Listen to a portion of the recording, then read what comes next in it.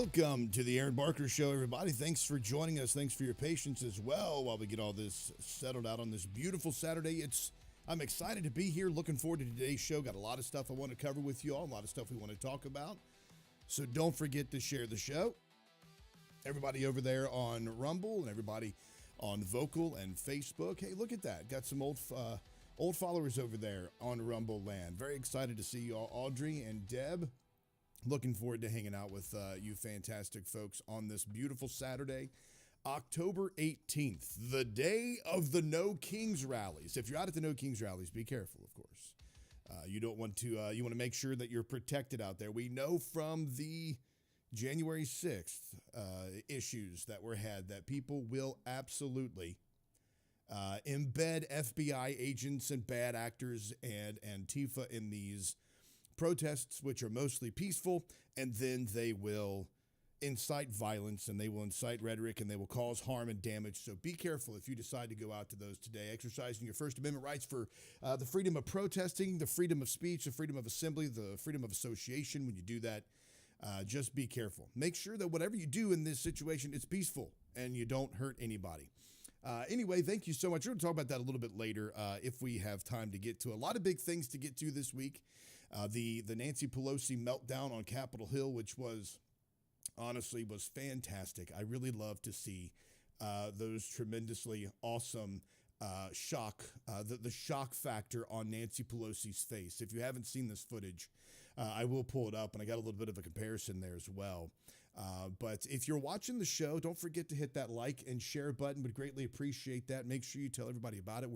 I am broadcasting right now on Rumble, on Facebook, and on Vocal. And if you want to join Vocal, just go to vocal.com. All of these places you can simply find me.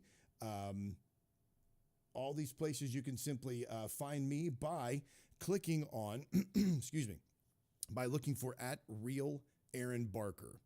And if you're over on Facebook, you can just search for Aaron Barker. I will typically accept friend requests from Saudi princes who want to donate into my ministry as well.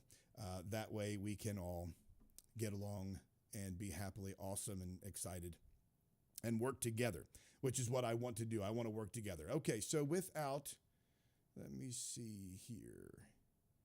So without further ado, let's go ahead and get to this. Now, those of you who know, Nancy Pelosi was the Speaker of the House on January 6, 2021. And when all hell broke loose on that day, she could have called up the assistance of the National Guard. As a matter of fact, if you read Julie Kelly's phenomenal book entitled January 6th, it details in minute by minute what happened on January 6th. And at 2:47 p.m., Nancy Pelosi requested the guard, or ordered the guard, to surround the Capitol building. That wasn't done until after 5 o'clock. And there's some reasons for that, mobilization issues, who had charge over that. The District of Columbia is a little bit different than other states when it comes to activating the National Guard. However, there were hundreds of National Guard troops that were on the streets in Washington, D.C. on that day, and they were there as backup support. As a matter of fact, the mayor of Washington, D.C. requested the National Guard's assistance on December 31st of 2020. So they knew that something was going to happen, or at least they were trying to prepare for something to happen, because leading up to January 6th, you had the Stop the Steal rallies. Ali Alexander and Alex Jones and multiple people were behind these rallies. And what they were doing was they were trying to bring to light the irregularities. They were trying to bring to light the irregularities in the election results, and they were trying to get specific senators to not certify votes in particular states to ensure that there would at least be a recount and we could find out if the president was actually had the election stolen from him or not. Now, remember, before the 2020 election, starting in 2016, you can see evidence and proof of, and these are all on recordings, for 4 years, from 2016 until 2020, before it was considered an assault on the bedrock of our democracy, Democrats and their ilk constantly, consistently attacked the president and said that his presidency was actually illegitimate, that he didn't win the 2020 or the 2016 election. And this is the amazing thing about this, is that one of the amazing things about this is the fact that the Democrats consistently and constantly attacked the legitimacy of the president of the election of 2016. Yet, when Republicans and those, I mean, not just Republicans, but people concerned with the election results and election integrity to ensure that we have free and fair elections and not some third world country where dictators are put into power by big-backed donors and deep state donors, all they wanted to do was ensure that the election was done accurately and correctly. And even today, the most ardent supporters, I myself included in that, even today, we specifically say, look, all we want are free and fair elections. And as Mike Lindell has said, and Patrick Colbeck and multiple other people have said in this time, paper ballots hand counted. Dallas County in Texas, one of the largest voting counties in Texas, is pushing for paper ballots. They made the decision to do so in the past 2 weeks. It's being challenged because, of course, though that's inaccurate. That's the most inaccurate way to vote, or what the detractors say. However, that is hand ballots, paper ballots, hand counted under camera, watchful eye of people, so that everyone can see the legitimacy of the voting and that there will be no question as to who wins the election. Now, all of that was leading up to January 6th of 2021. All of that was leading up to it. Stop the Steal rallies were forming, so of course the Democrats and liberals and people in Washington were getting very afraid, because if the legitimacy of that election was challenged, what could potentially happen? What harm could befall the nation if Donald Trump was legitimately elected, and they proved him to be legitimately elected? So then it turned into a massive, what they called an insurrection. And it was the weakest, worst insurrection I've ever seen in my entire life. But they prepared, they had guards, the National Guard, they called them up, they asked for assistance there, they were patrolling the streets. Now, of course, multiple times they were asked throughout the day if they should do it, and they kept rejecting it. But anyway, outside of that backdrop, let me go ahead and give you this video. So this is Allison Steinberg. She is actually a reporter for Lindell TV, at Allison in the Know is her handle. You can find her on Vocal and Twitter as well. But this is her asking the Nancy Pelosi about the January 6th committee that is being that was created. And she just simply wants to know what Nancy Pelosi's thoughts and feelings are about this, and what her, if she has any particular fears or concerns about this. So here are her questions. Pelosi, are you at all concerned that the new January 6th committee will find you liable for that day? Okay. Are you at all concerned about the new January 6th committee finding you liable for that day? Why did you refuse the National Guard on January 6th? Shut up. I did not refuse the National Guard. The president didn't send it. Why are you coming here with Republican talking points as if you're a serious journalist? The American people want to know. We still have questions. Thank you. And then this, Congresswoman Pelosi. The end part is where people are losing their minds, because as Allison turns around, the look on her face, because she pushed Nancy Pelosi to the point where Nancy Pelosi is pointing her little finger. I did not do. And then she insults her as a female, saying that she thinks she is a legitimate reporter there. That she's coming there with Republican talking points and claiming to be a legitimate reporter. It's insulting. But, Nancy Pelosi doesn't want to take responsibility. She doesn't want to take responsibility for the fact that, yes, she was in fact responsible for this, and she could in fact have called the National Guard, which she did at 2:47 p.m. on January 6th. She could have called them for assistance, and there are multiple accounts of this. As a matter of fact, there was a story written at the National Desk, and here's what the story says. Representative Nancy Pelosi snapped at a reporter telling her to shut up after being asked if she was concerned that the newly formed January 6th committee may rule her responsible for the Capitol Hill riot in 2021. Congresswoman Pelosi, are you at all concerned about the new January 6th committee? We just watched that video. The story continues here. Last month, the GOP majority House voted to establish a new panel which will investigate the January 6th, 2021, now they say attack on the Capitol, but I'm going to replace that with a protest at the Capitol.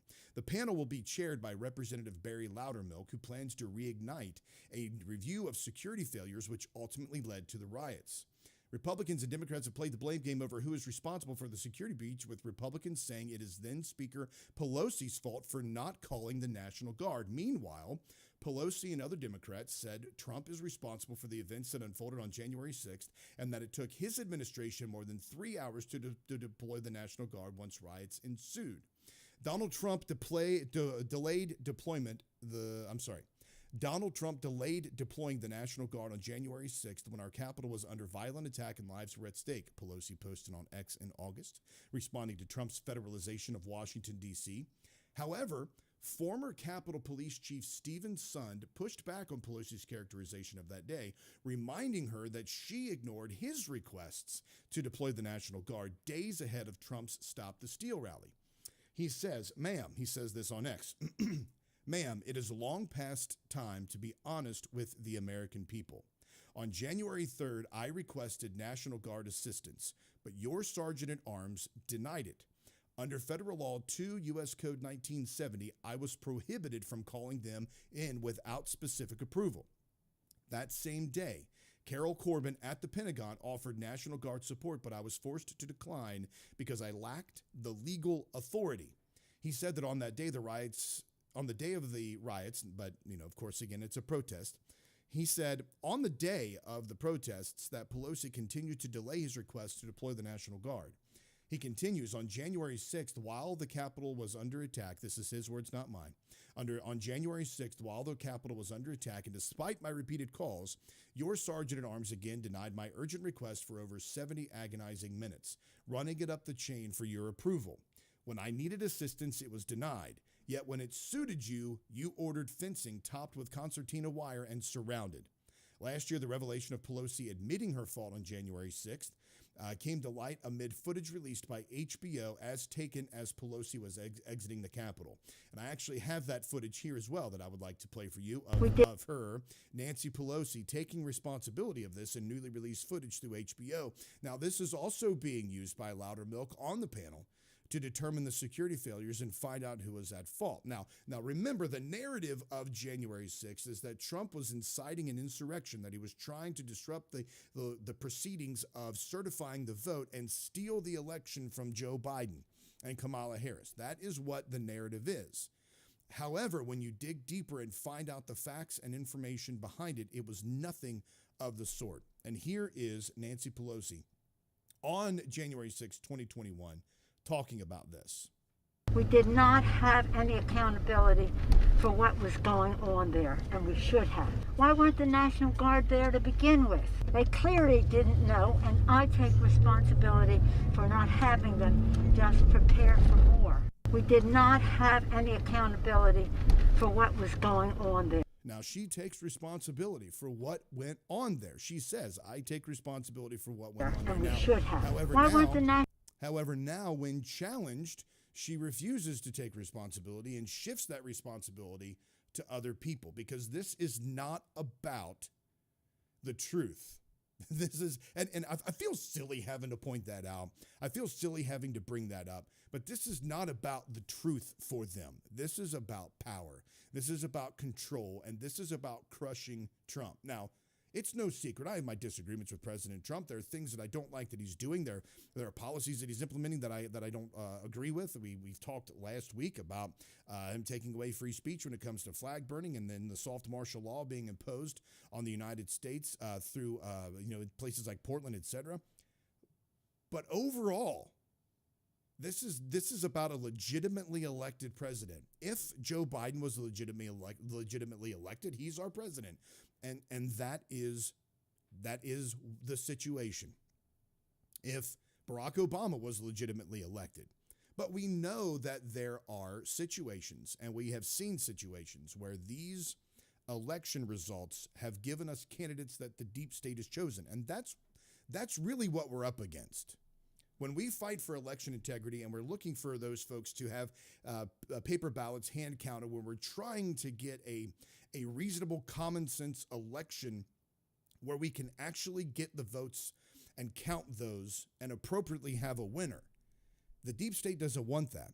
The more we shine a light in the darkness and the more we shine a light towards accountability and the more we hold their feet to the fire and make them be responsible for their actions, the more we do that, the less power that they have and the fewer bit of control that they have over us as well. And when they have fewer control,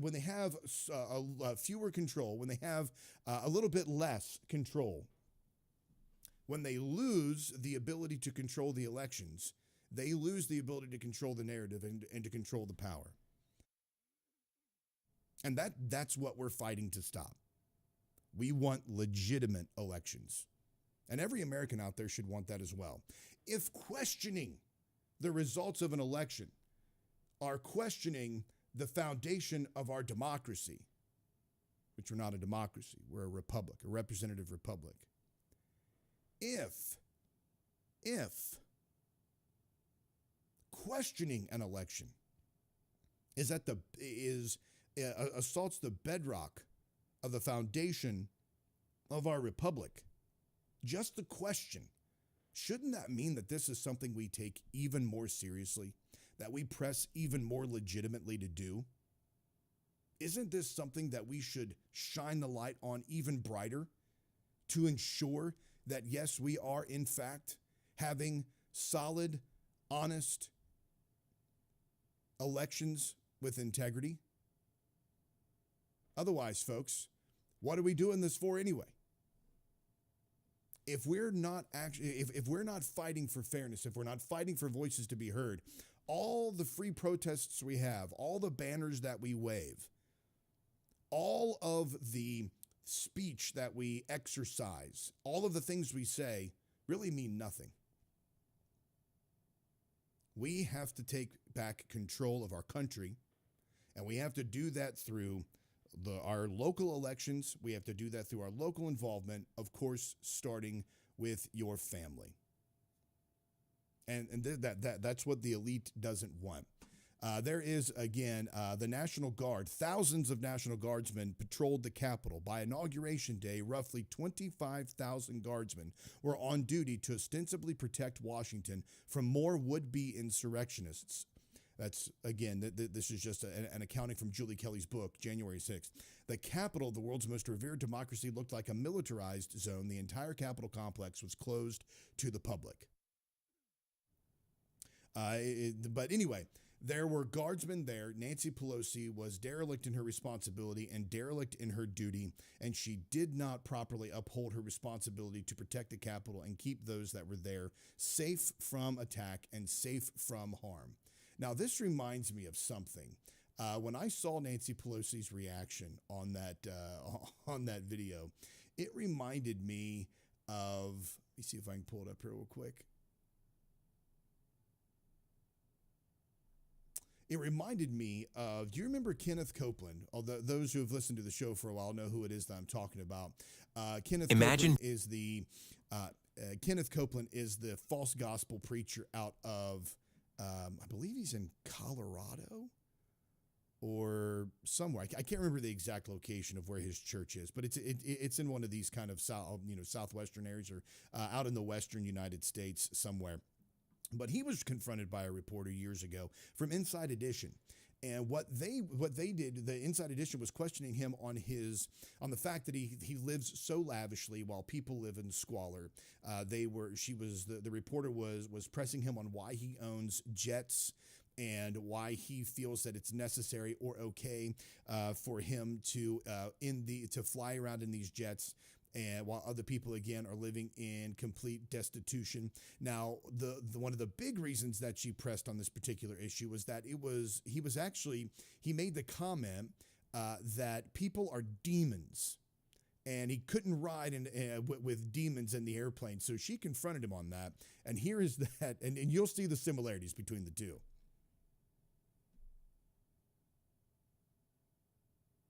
Oh, let's see here. Hold on just a second. I got to unmute this Unmute tab. There we go. Now here we go. Do you ever use your private jets to go visit your vacation homes, for example? Yes, I do. Okay. Again, getting back to the comment, you said that you don't like to fly commercial because you don't want to get into a tube with a bunch of demons. Do you really believe that human beings are demons? No, I do not. And don't you ever say I did. We wrestle not with flesh and blood, but principalities and powers. Can you explain what you meant by that term then? What I love about this, first off, is the fact that the reporter has the gumption and the guts to bring these up to this guy. Because so many people, especially when you grow up in an evangelical church, actually when you grow up in any kind of church, any kind of institutionalized religion, the pastor or the preacher is the guy. Like, you're not allowed to insult or ask questions. Whatever they say goes. They're God's man. They're the prophet. You don't touch the Lord's anointed is the big thing that's said. So challenging this authority, challenging these teachings, makes me so excited because it shows them that we are the ones who possess the power, not the people at the top of the food chain or the people who try to put them there or insinuate themselves there. But then after he gets his finger all in her face, she's like, well, then can you just explain what you meant? Because he holds that finger point and that stare on her for a considerable amount of time. 1,000 people. Do you ever use your private jets to go visit your vacation homes, for example? Yes, I do. Okay. Again, getting back to the comment, you said that you don't like to fly commercial because you don't want to get into a tube with a bunch of demons. Do you really believe that human beings are demons? No, I do not. And don't you ever say I did.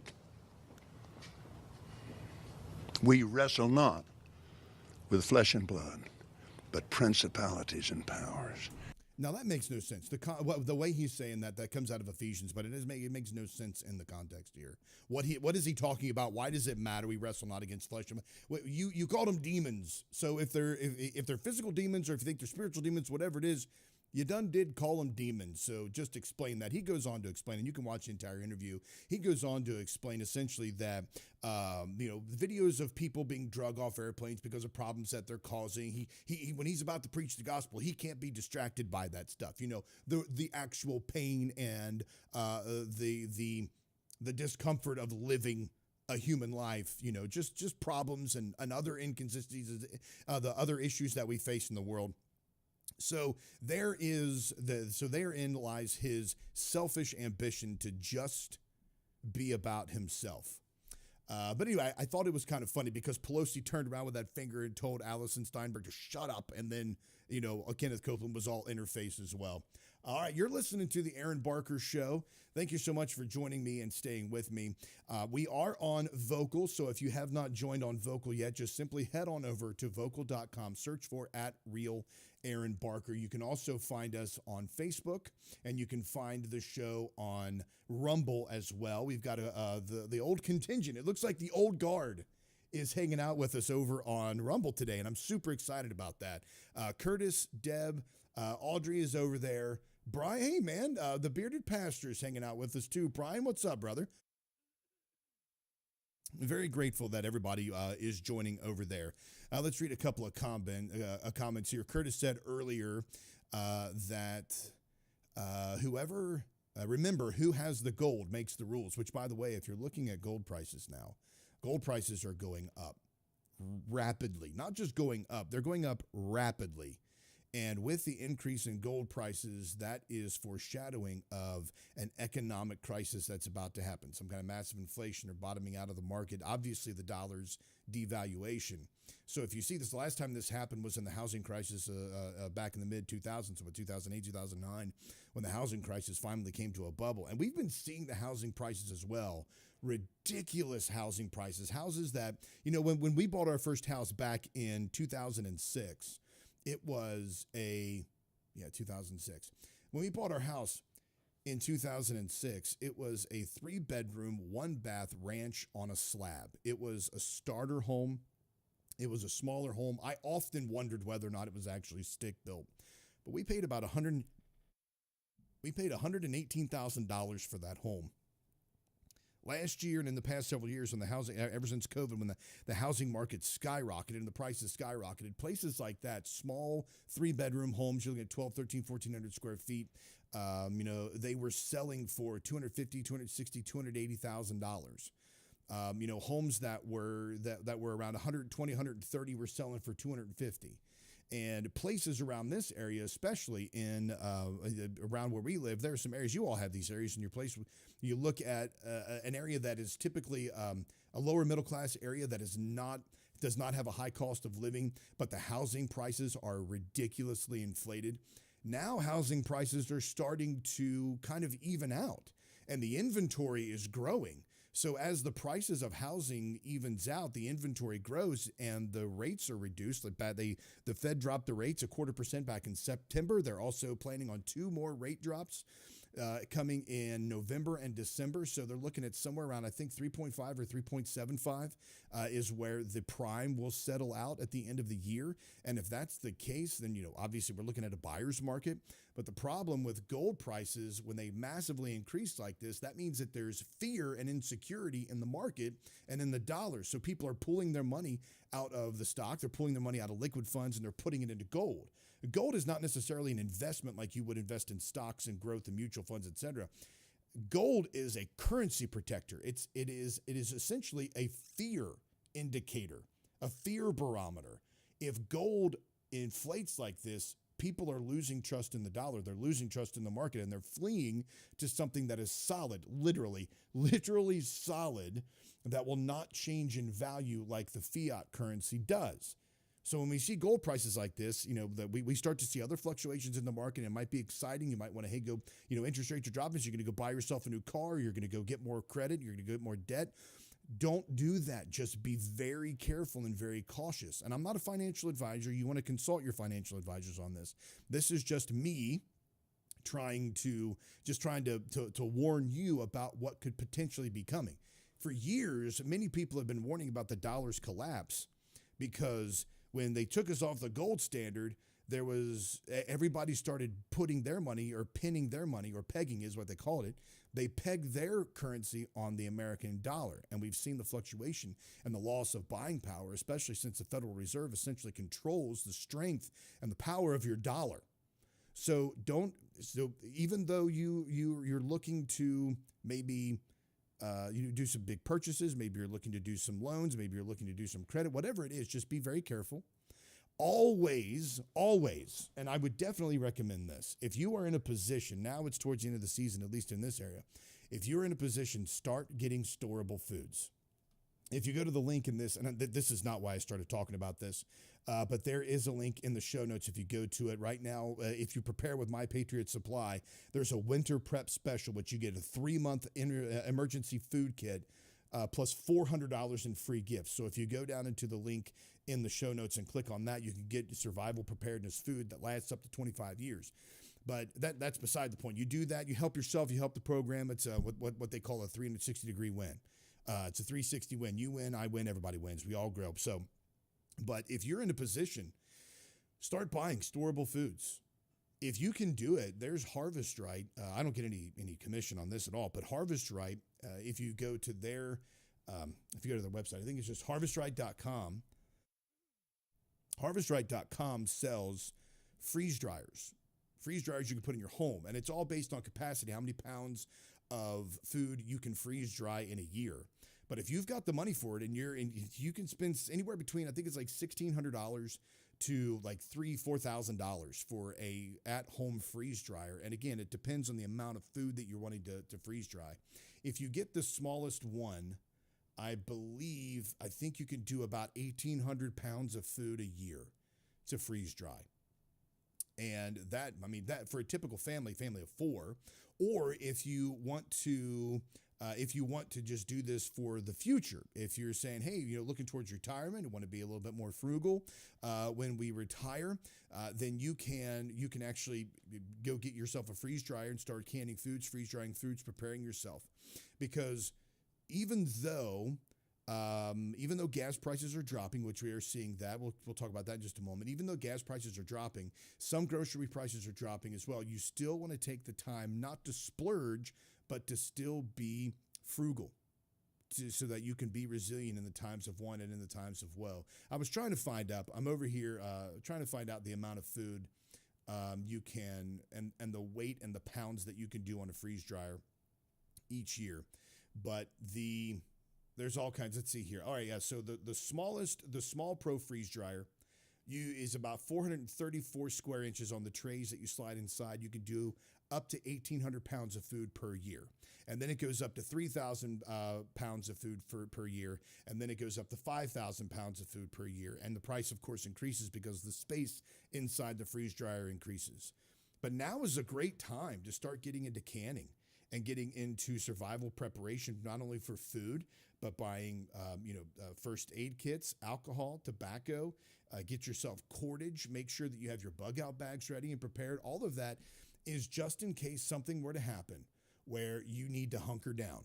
And if you got to hunker down, you got to make sure you have the preparedness to do that. And even further, if you've got the money, get yourself a readout. Find a place that you can have, and you call it a vacation home if you want to, but find you a strategically located place somewhere that's about 300 to 350 miles away from the closest major metropolitan area, because that's a couple of days trip, a few tanks of gas. That's what you want to do. Even though maybe somebody's got 15 acres of land, but you're 9 miles away from the highway, or you're 90 miles away from Pittsburgh, or you're 80 miles away from Austin or something like that. You're in a place that is not strategically prepared or ready in a survival situation where mass panic, mass hysteria happens, and people are looking for food and water and shelter and protection for their own families. So Curtis says in the chat, by the way, to stock up on coffee, which, as you bring that up, you can by going to mypillow.com, clicking on My Coffee, and using the promo code Barker. You can actually get My Coffee for 50% off with subscription by using that promo code. This coffee is amazing. And I'm serious. I'm not just saying that. This coffee smells great. It tastes great. There's no bitter aftertaste. It's got low acidity, so it helps you if you have digestive issues.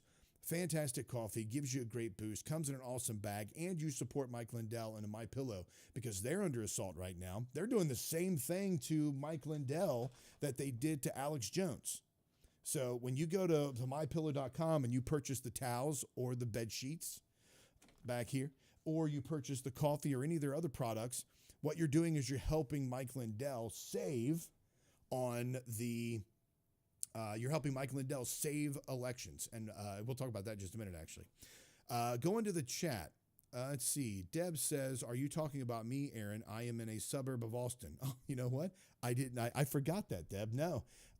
Some of those places I mentioned were places personally to me that I know people that live, but I just thought of Austin because it's large, and Alex Jones is out of Austin too. So, but yeah, it's no attack against people like, why are you living there? I live 13 miles outside of Cincinnati.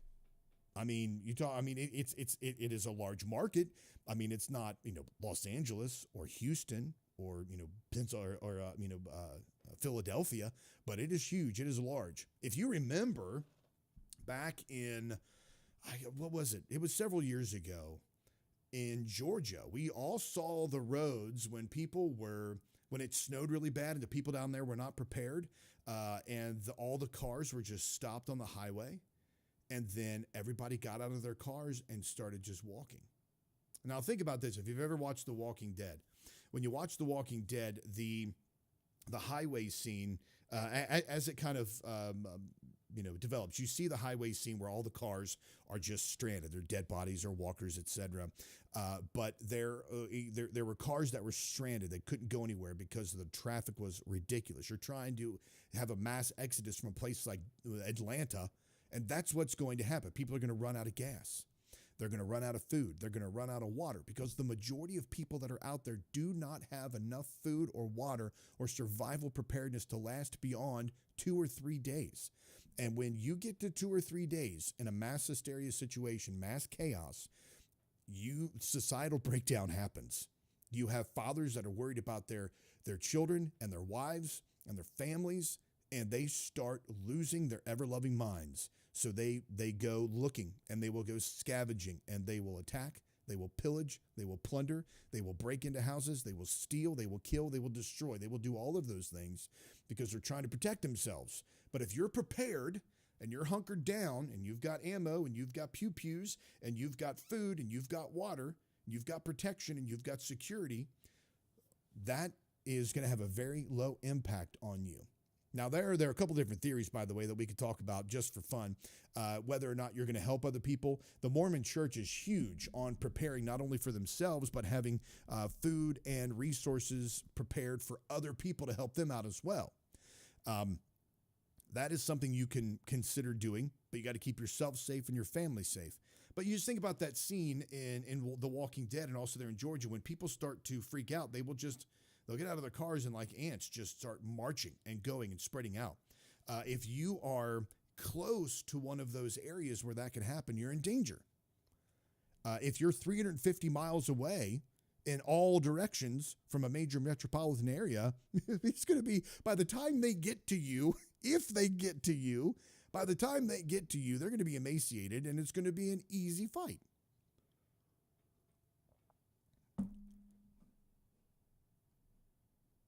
By the way, if you're on Rumble right now and you're watching, which I greatly appreciate, and very happy to see everybody over there having the conversations again. Don't forget to smash that like button, share it as well, and go ahead and join Vocal. Vocal is part of the social media, but the great thing about Vocal is that it is a free speech platform, and you'll be able to talk about all kinds of things over there on Vocal. You'll have great conversations with people, and the social media presence over there on Vocal, I believe, is going to grow even more. And it's going to grow even more heavy because people are going to be tired of being shut down. People are already tired of being shut down because of things that they say and things that they express.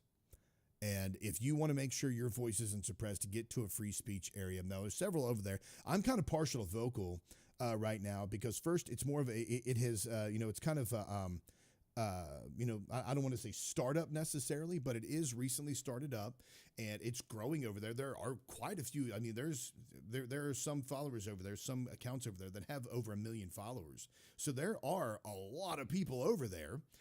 And as it grows and as it gets influence, that's going to be a great place for you to express your opinions and such. So do that as well. All right, what else are we going to get into now? I didn't mean to go off on the whole gold thing and then also on the survival preparedness. That's something that's very close to my heart. I had a considerable collection of things that were helpful. I had all kinds of cordage. I had first aid kits, survival kits. I had preparations for medical supplies. I had my bug out bag, and I had things that I could utilize, obviously, in survival situations. If you needed to leave, or if you needed to hunker down, or if you needed to bug out, we had those things. And we were building it. It wasn't like I had some kind of massive storeroom, but I also had weapons, I had ammunition, and all of that, unfortunately, was lost in the fire. So there was a lot of things that I had with us. And unfortunately, that was one of the questions, as a matter of fact. When I first got to the house, I was the first one there at the house after it had ignited. And when I got there and the police were there, they came to me and they were like, "Hey, do you have any ammunition or guns in the house?" And I was like, "Yeah." And I told them the amount of rounds that I had and where they were located. And I lost all my weapons in that. And I lost all my ammunition, and I lost all of my survival preparedness gear, all of that. And again, I wasn't like John Wesley Rawls. I didn't already have all of this 50 years of collection, but I had a few years of collection that were books. I also had books. That's another thing you have to think about. Books, digital books are helpful if you can get power in a grid down situation, but you want to think about that. Now, that's one of the things that I thought about, and this is especially something to consider because when you think about your photos, like physical copies of your photos, a lot of people are like, hey, you got physical copies of your photos. Put those photos also in a digital storage area to make sure that you are, to make sure that you have, those backed up someplace. People in the tech world say if you don't have it saved in 3 places, you don't have it saved, right? So your digital backups, you take your pictures or you take your videos or you take your books and you put them in a digital format, and then you might save them on Google Drive or on your on a portable hard drive, and then also on like maybe a cloud storage device, something like maybe if you have your own server, like I would love to do, and me and the bearded pastor are talking about doing, is having like your own cloud storage device or Dropbox or something like that. So you have that saved in different places. When it comes to a survival situation, it would be wise, and this is coming from me, somebody who has gone through a disaster like this, to have your necessary preparations there with you. Of course, probably the bulk is going to be with you in your home, but then strategically placed throughout trusted areas, other survival resources. Because you think about that, in a situation when it's time to bug out, when you've got to collect everything you need, and you determine it's time, like, we have Deb down here 8 miles out of Austin. Let's say you had a readout in Utah and you were ready. It's like, hey, sir, the economic collapse is coming. It's going to happen. We need to bolt now. So you grab all of your stuff. Now, remember, if you're 350 miles away, between you and where your readout is, your survival home, is there going to be gas available? How are you going to get there? If you have an electric car in a grid down situation, you're El Screwdo. If you've got a gas running operating vehicle, you're still going to be screwed because people are filling up with gas. You're going to have out of fuel size. Nobody's going to have it. But if you have your route mapped out between you and your survival location, and maybe you have some trusted friends in that area, or maybe you have a storage unit that you could rent, or maybe you have some place where you can just store some things secretly in an old well in the middle of a desert somewhere, then you map out your travel. You map out your, what am I trying to say? You map out your path of travel to your survival location, and along the way, you have supplies. You have a gas. You have maybe some food or snacks. You have some survival gear there. And then that way, if you need to leave, if it's time to bug out, you can even take the old country road. You can take a back way to get to your survival location. And along that way, you have placed strategically fuel and supplies that are necessary to get you to where you're going. You got to think about that too. Because what good is it to have a survival location if you can't get to the survival location? That would be the biggest fear that I would have. Projecting the time, realizing when the time is necessary, and then getting to that location. But then strategically placing along the way the necessary tools you need to get there and to get there alive. All of that is necessary. It's a lot of stuff to think about. As a matter of fact, if you go to survivalblog.com, there is I think John Wesley Rawls called it, it's like the sheet of all sheets, or the prep of all preps, or something like that. But it is a spreadsheet, and in this spreadsheet, it has a bunch of tabs on it, and then all kinds, in those tabs has everything that you need. Really, I think I'm going to look this up. And John Wesley Rawls, but the list of lists, that's what it's called, the list of lists. Let me see if I can pull this up. This is, I'm going to have to do this in Google Sheets. But since we're on the topic, I might as well talk about this now. We do have a couple of things. We got to get to conversion therapy, the La Reconquista, and the No Kings rallies. Man, why am I signed out? There we go. I'm signed out of everything for some reason. Import. Upload. Where did it go? But the list of lists will have, and I think I can put this in my show notes as well. And then I will pull this up also as a screen share so that we can kind of look at it together. And here we go.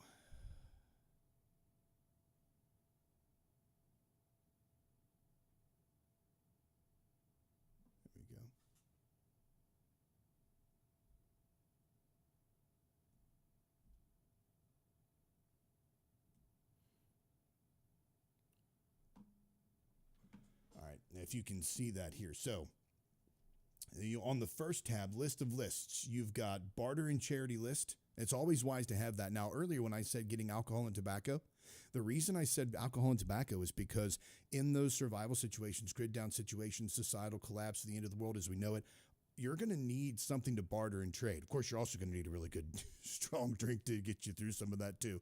So, rum, bourbon, beer. Beer is going to go bad, but rum, bourbon, whiskey, those types of alcohols are going to be great, not only to have for yourself, but then also to have for barter in situations like that. Then tobacco is going to be another thing. And because in these circumstances, nobody's going to have tobacco, nobody's going to have alcohol. They're going to need to get that from somewhere. And if you have that, then that's going to be a great opportunity for you to barter and to trade, because regardless of how much preparation you actually do, you're still going to need to trade, right? So you're going to need something to barter and trade. So you see the first thing on this, the list of lists, is your barter and trade. And then you've got your book list.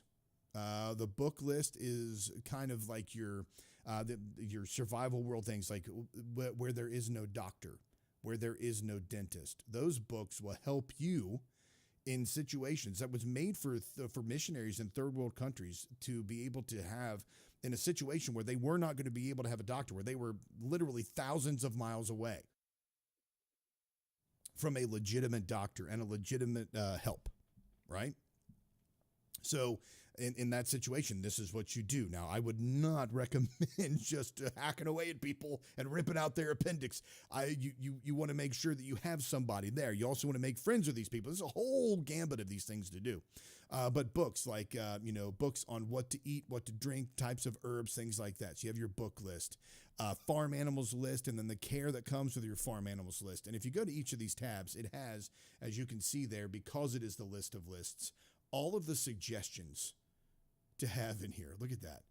So barter, some of the things, ladies' supplies, ammo of various calibers. There are people I know as well that redo their own ammo or refill their own rounds. 2-cycle engine oil, gas stabilizer, diesel, antibacterial additive, all nickels since 1946, which have 25% nickel and 75% copper. Olive oil, cooking spices, sewing supplies, beeswax, all of that is in your barter list. Your book list has, now he has the first one up here, the KJV version of the Reference Bible with Apocrypha, First Aid American Red Cross books. There are books out there on Navy SEAL survival preparedness, survival, escape, something in survival, evade, and capture books. The SEER, I can't remember, SERE. For some reason, it escapes me now. But you can get books like that readily available, so get books like that. All of they're excellent resources to get, because in these situations, you're going to need those.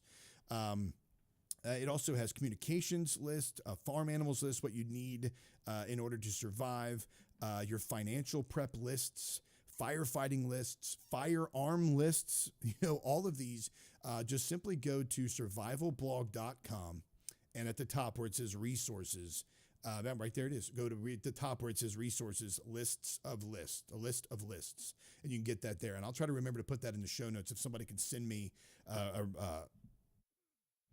kind of a reminder on that. That would be great. All right, folks, you're listening to the Aaron Barker Show. I'm going to take a quick break here and play this quick 1-minute commercial for you, maybe 2. And I'm going to grab me a drink. I will be right back. Don't go away. Whilst this is on break, please share the show, tell other people about it, text your friends, family, loved ones, and let them know that the conversations we're having over here aren't just about politics, that we just went on a 30-minute tirade of survival preparedness, locations, food, etc. It's everything you need to know to survive. We are not afraid. I am not afraid of talking about any topic right here on the Aaron Barker Show, and I will see you in just a moment.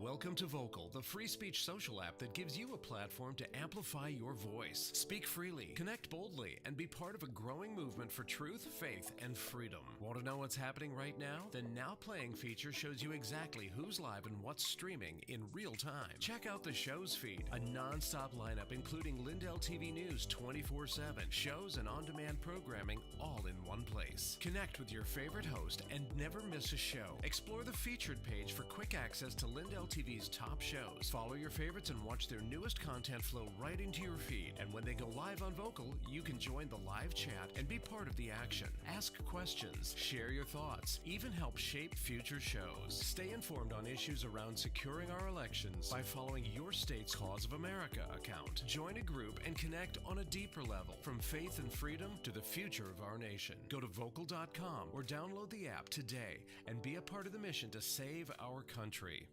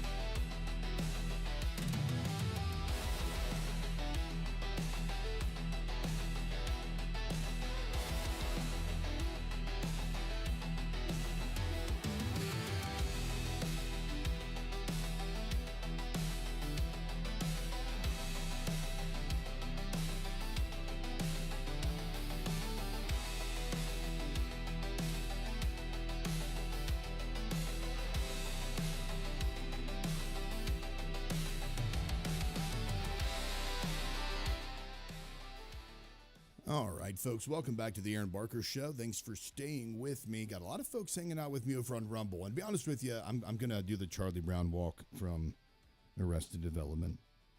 Just head down, droopy shoulders, downcast eyes, protruding lip. Somebody made fun of my hair this week, by the way. It was hilarious. I read it to Bree, and she lost it. It was so funny, man. I was like, dang, this is going to be a little bit harsh. Have to start doing some hair coloring or Rogaine or something like that.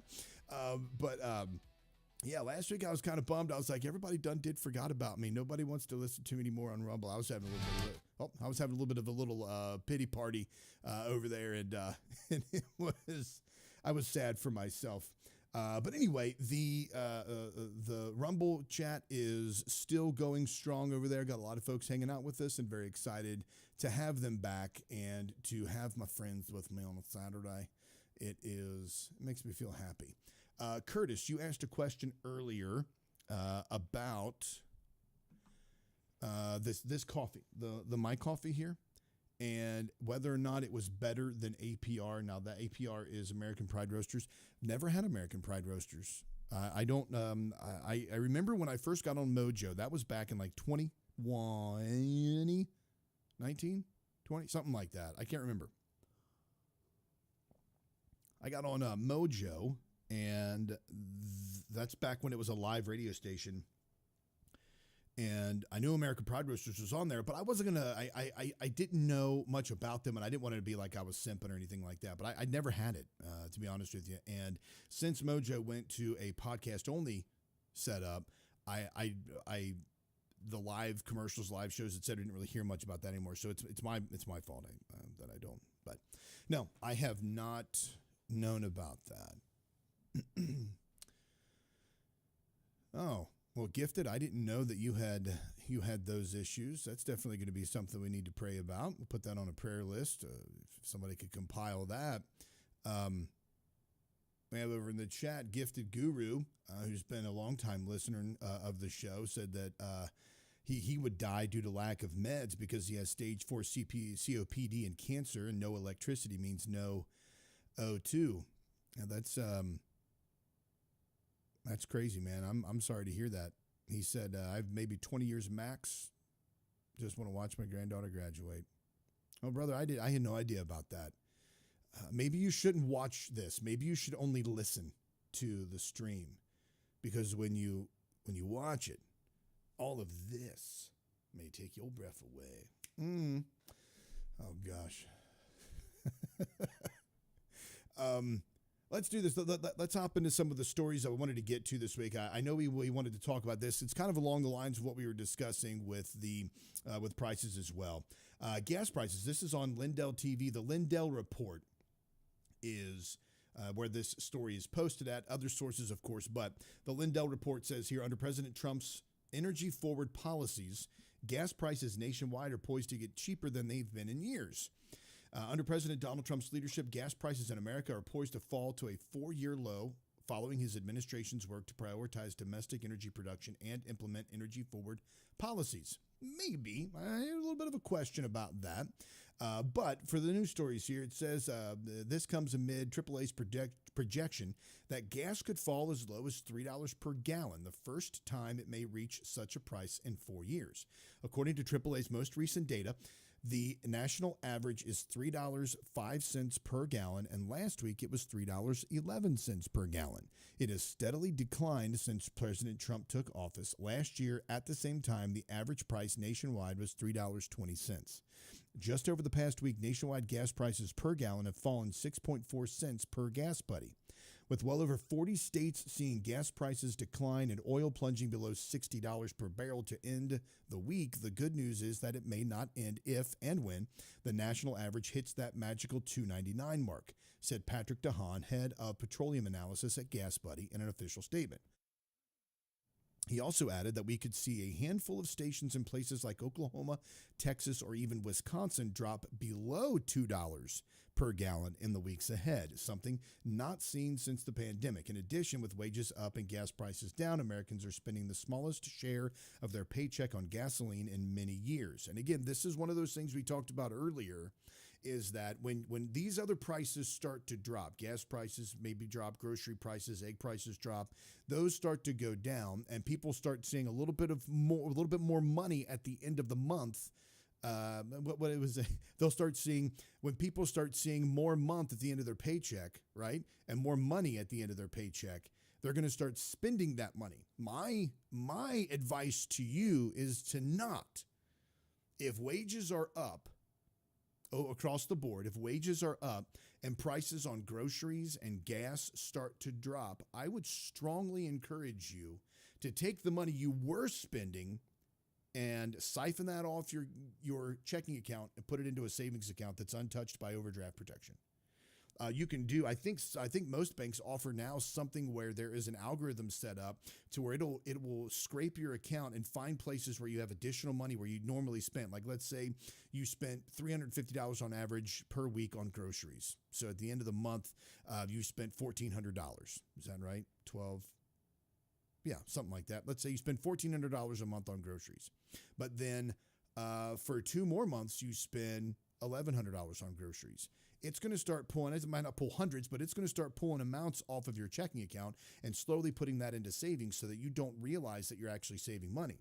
If you're spending $300 a month on gas and now you're only spending $270 a month on gas, take that extra $30. If you don't need it in other places, put it in a savings account, right? Because it's the same as like a debt snowball. When you pay off credit cards, the $250, $300 a month you're paying in payments and interest, now you have that to where you can slide that right over into a savings account and start putting it back. You know, don't go spending it, obviously, unless you need it, but don't go spending it and increasing your standard of living simply because of that. Be mindful of it. Watch your check account. Watch what's coming in. Watch your expenditures. If you're spending less money on certain items, save the money you normally would have spent because you were making it barely, maybe, but you were making it without that money before. Now make it without that money, but put it in savings. And it adds up. Obviously, you all know numbers and adds up and all that stuff. Then by the end of the year, you have money for Christmas or money for vacation or money for kids' college or money for a car, something like that. But be wise with your money. Don't automatically start increasing your standard of living simply because you have a few extra bucks at the end of your paycheck. Be very careful with that. And another thing to think about in conjunction with our conversation earlier is that with gold prices going up, if you're watching that, then you understand that even though those other commodities may be decreasing, things in the background are at work. Gold is going up. The dollar is going to continue to be devalued. Currency is going to be devalued, et cetera. And if you have gold, if you have bullion, silver, gold, if you have precious metals, you have those physically, don't get rid of them. Hold on to them with dear life. Do not get rid of precious metals. Because whatever you get rid of precious metals on, the moment you purchase whatever that thing is or whatever you want to do with that, the moment you take that money and sell your precious metals, your gold, silver, etc., and put that money in your checking account, you've already lost value. It's already depreciated. It's gone, right? And then you're never going to be able to get back what you had in that gold. I mean, it's going to look appealing. You're like, well, I have X amount of ounces and gold is at $4,300 an ounce right now. I can get a lot of money. No, it is not for that. It is a currency protector. It is insurance. It keeps you safe. Do not get rid of it. Yeah, Deb, so buy Bitcoin. Yeah, sure, go buy that. All right, so with the gas prices, now there's an interesting story that kind of lines up with this in a way, and that is, I got a bunch of tabs opened up here. Now, no, also keep in mind, gas prices typically fall in the winter, and that is because seasonal blends in the gas, because the fumes are they put something in it to help your car start easier in the winter at colder temperatures. But in the summer, those particular chemicals that are in the gas cause more emissions and more greenhouse gases. They're more worried about greenhouse gases coming from your car than they are about all of the geochemically sprayed crap that they put into the air. Man-made climate change is real, but not in the way you think it is. It is strategic. It is strategically being done and implemented against us by the government. Hold on just a second here, because I had this story saved. If the Democrats, by the way, are being accused over the past 15, 16, 300 days, whatever it is, if the Democrats are being accused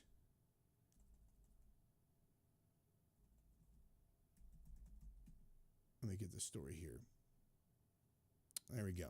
So the Democrats are being accused of keeping the government shut down because they want to give illegals health care. That's what we've been hearing. So the Democrats are keeping the government shut down because they want to give the undocumented immigrants health care. They want to make sure that they're taken care of. That's what Republicans are telling us. The Democrats are saying no, even though Maxine Waters said, we want health care for all people. For all people. That's what she said. So Maxine Waters said she wants health care for all people. I'm liking doing that. I'm having fun doing that. Pippa. If that's the case, if the Democrats are keeping the government shut down because they want Medicare for if the Democrats are keeping government shut down because they want health care for Pippa, then why is nobody losing their minds right now, conservatives, Republicans, etc., when the Trump administration is sending $20 billion to Argentina? If the money is for American citizens and to use for American citizens, why is $20 billion being sent to Argentina to bail them out? $20 billion bailout of Argentina's economy has raised red flags in the U.S., especially among American farmers desperate for help dealing with crop crisis triggered by Trump's trade war with China. Now, if you don't know this, soybean farmers they're losing their ass ends on this because of the trade war with China. China bought boatloads, like literally boatloads of soybeans, but now because of the trade war, they're not buying anything. And instead of Trump helping the farmer out, $20 billion is being promised to Argentina. Why in the world is President Trump wanting to send $20 billion in bailout to Argentina's economy? Brian, man, if you could set that up.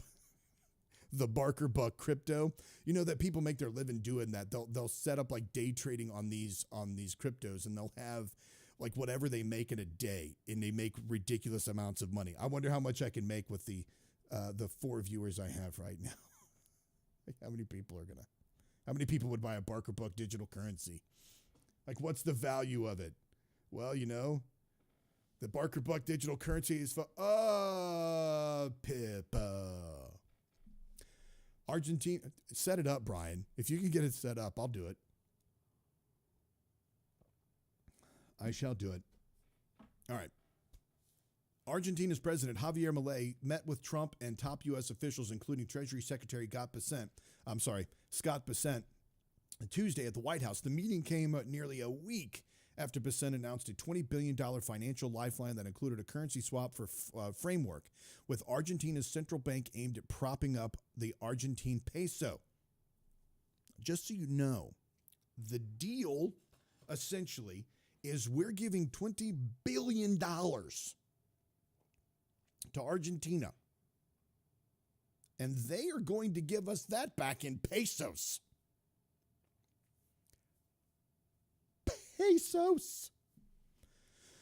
In an ex post last week, Bessent said that the U.S. finalized a $20 billion swap line, or a loan, with Argentina's central bank, where the U.S. Treasury will exchange dollars for pesos. The expectation, Bessent has said, is that those dollars will eventually be paid back.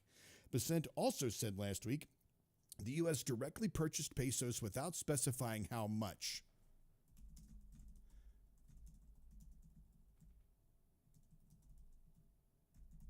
Okay.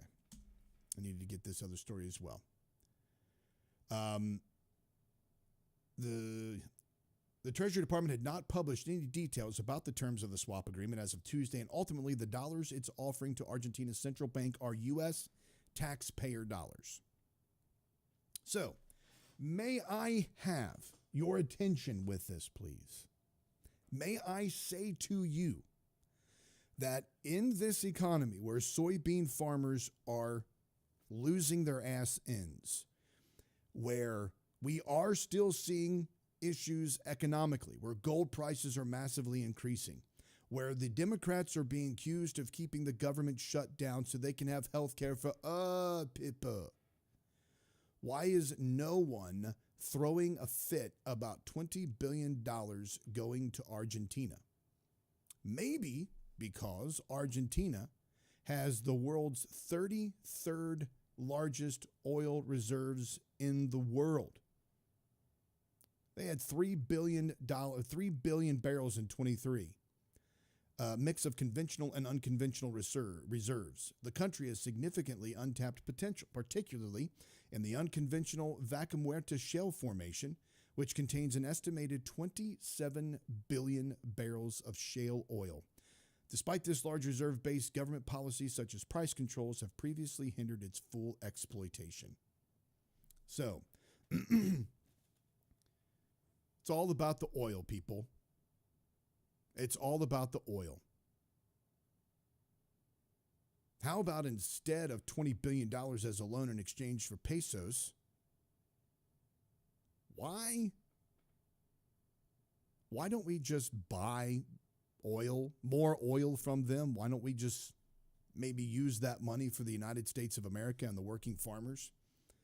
Soybean farmers caught in looming crisis as U.S. trade war with China cripples sales. Kennard, Nebraska is a long way from Beijing or even Washington, D.C., but as the United States and China remain locked in a trade war, the Cornhusker state and its farmers like Scott Thompson are caught in the middle of the conflict. Thompson, a fourth-generation farmer who farms corn, cattle, and soybeans, was preparing to harvest soybeans planted last winter at a moment when China has stopped purchasing American soybeans in response to the Trump administration's tariffs. China has not bought a single export cargo of beans so far this year, which is not very typical, Thompson told ABC News on his family's farm in Kennard. When China quits buying, our prices go down. China is the world's largest soybean buyer, importing more soybeans over the last 5 years than every other country combined, according to the American Soybean Association. In the 7 years leading up to the 2018 trade war, during the first Trump administration, roughly 60% of all U.S. soybean exports went to China.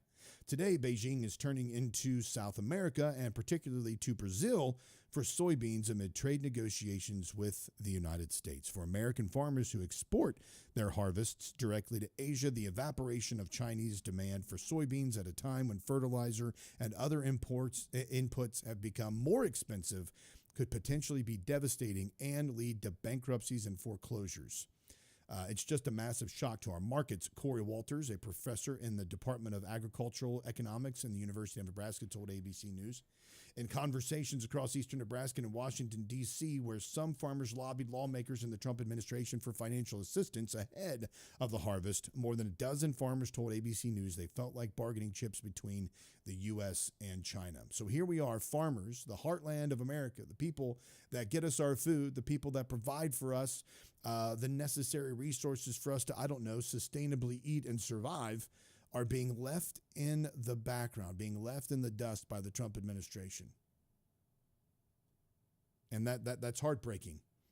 And I wonder why we are not making more noise regarding that and why we aren't talking more about that. Now, fuel prices are going down. We're going to see that, but I wonder if it's mainly because we see such activity with this bailout going down to Argentina. They have oil reserves down there as well. That may eventually help us out. But honestly, the American farmer right now needs the assistance from our government, from the Trump administration. And rather than helping them out, they're sending $20 billion to Argentina. It doesn't make sense. Amid accusations that the Democrats are holding the government hostage for health care to undocumented immigrants, the Trump administration sends $20 billion to Argentina. You're listening to the Aaron Barker Show, and we are on Vocal. I am also on Facebook, and I am also over on Rumble. So check out all of those, like those, share those, make sure you comment on those as well. Greatly appreciate the conversation that's happening over here on Rumble. Very excited about that, and looking forward to reading some of your all's comments here as you leave those comments as well. Y'all remember the sound offs. I'd love to get back to the sound offs as well. Let's see. Okay. Let's talk about this. Now, there has been, over this past week, quite a bit of consternation caused by some of my social media posts and some of my comments last week on the flag burning. People tell me that they've lost respect for me. People tell me that they're bothered. I'm not burning flags, people. I'm not over here having a flag burning at my house. Nothing like that. All I'm doing is just simply fighting for free speech for everybody so that we can be protected and people can express their views and express their ideas in ways that, of course, bring conversation and discussion to people. It is not me saying I'm going to go out and light a flag on fire. One of the main things that we have to think about when it comes to free speech is we are willing to allow, and we not only are we willing, we have to allow other people to express their opinions and their ideas, sans our fighting to shut them down. This is a case in point right here. Right now, in the Supreme Court, there is a case. Now, I don't know how to pronounce the person's name correctly, but when I go into the case, I'm just going to say it. I believe it's Childs. All right. But the Supreme Court just heard opening arguments in a case that could have a sweeping impact on the rights of counselors and LGBTQ plus youth across the nation. The case, Childs versus Salazar, centers on Colorado's ban on conversion therapy, the controversial practice of counseling LGBTQ plus minors to influence or change their sexual orientation. More than 24 states currently enforce bans or strict limitations on the practice, which the medical community broadly regards as ineffective at best and deeply harmful at worst. Now, one Christian therapist claims that Colorado's ban is an unconstitutional violation of her free speech, and it seems likely that the nation's highest court may be sympathetic to her argument, which would be incredible. We would love to see the Supreme Court protect freedom of speech as it is supposed to protect freedom of speech. Now, I would like to take a moment here. Just sit right here. I'll tell you how I became the prince of a town called Bel Air. Now, I'd like to take a moment here to expand on the difference, to expand on the, man,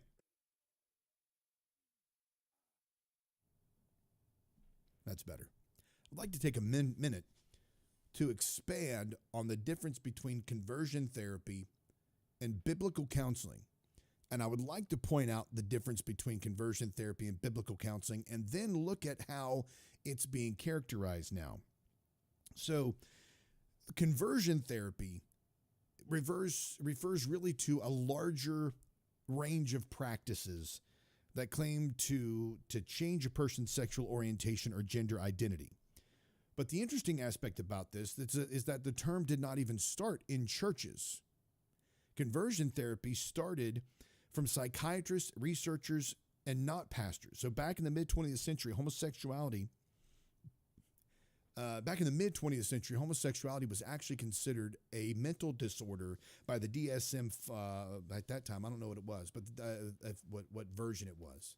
But back in the mid-20th century, homosexuality was considered by the Diagnostic and Statistical Manual of Mental Disorders as a mental disorder. So doctors believed that they could retrain people through multiple ways and through a branch of psychology called behaviorism, and that focused on reward versus punishment to modify specific behaviors.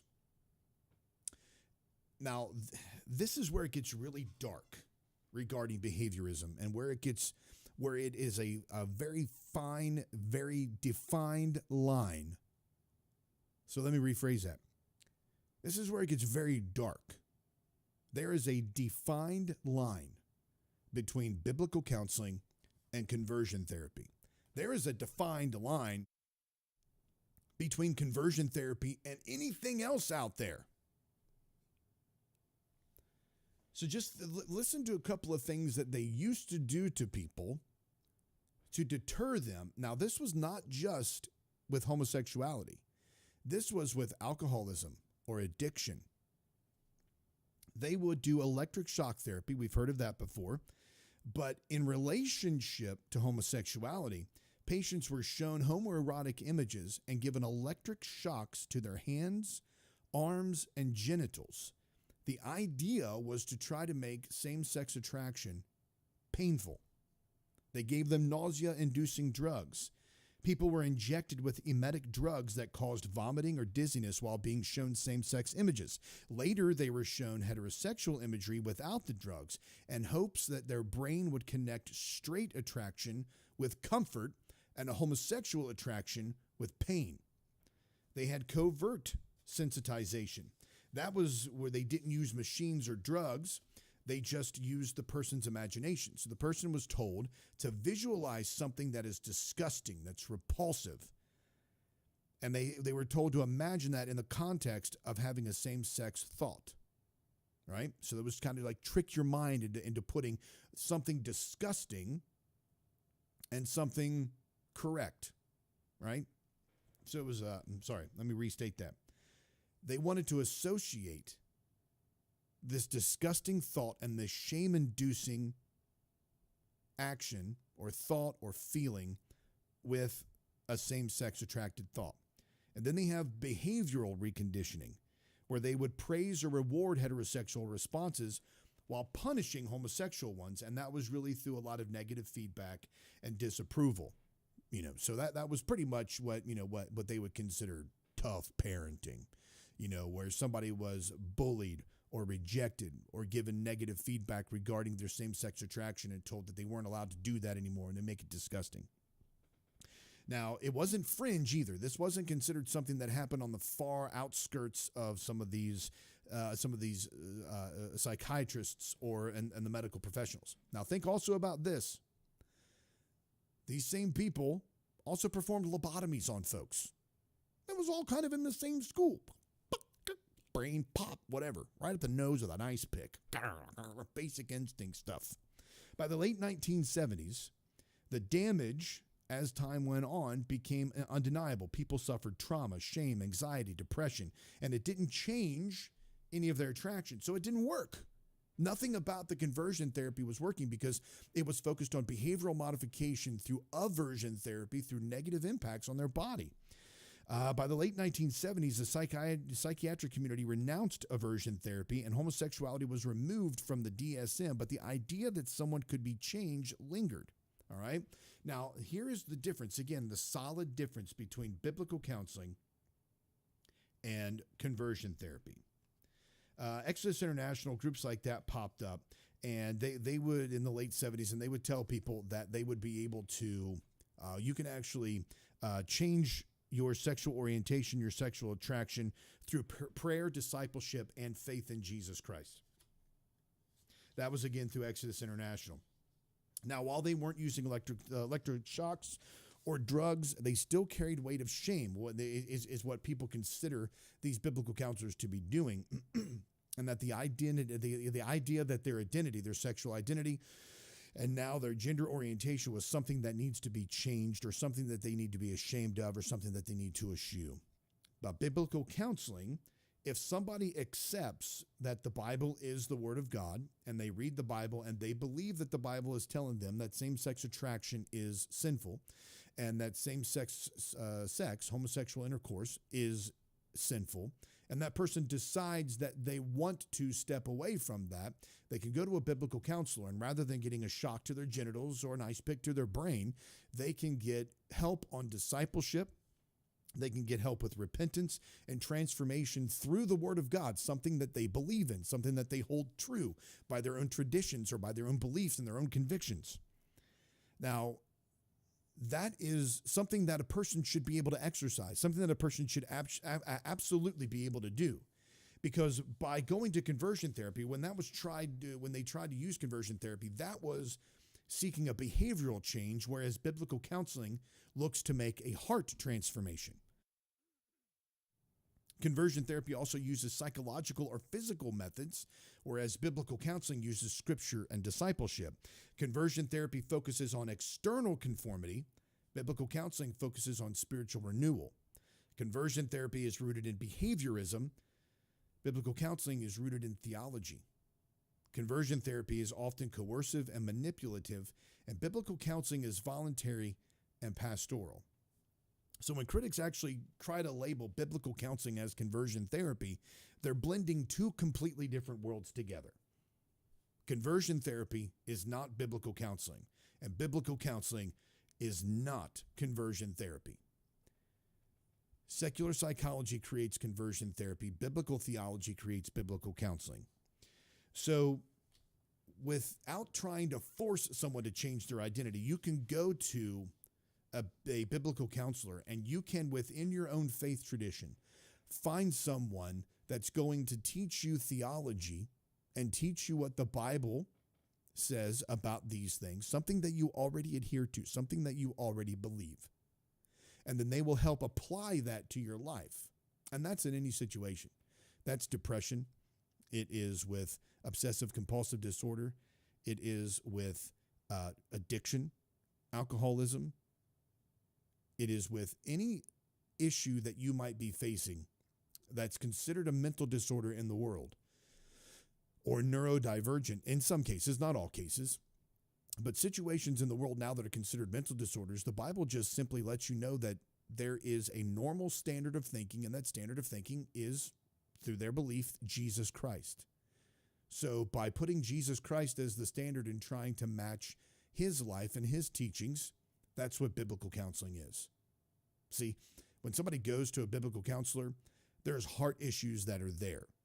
So what is the reason that they are exhibiting certain behaviors? What is the reason for their depression or their sadness or their despair? Let's dig down deeper and find out what that is. It might go back to a childhood trauma. It might go back to a recent issue in their life, but something is causing that. Because the heart will respond in certain ways. It's an idol factory, and the heart will respond in certain ways to trauma and past problems and hurts and pains, and then it'll react in a certain way that'll kind of just spit it out, and this is how the heart reacts, and this is what the heart does in response to other issues that are deeper in your life. Biblical counseling, when you go to a certified biblical counselor, somebody who understands that, roots in. They look at a tree and they see the leaves on the tree, and the leaves on the tree are drinking or drug addiction or porn addiction or engaging in sexual intercourse with as many people, promiscuity. those issues, sadness or despair or depression, all those are the leaves, all right? And then you have the trunk of the tree, which is the heart, and then you have the root of that, which is what are the different problems that you're experiencing? What are the different sins? What are the different traumas? What happened? And let's look at where the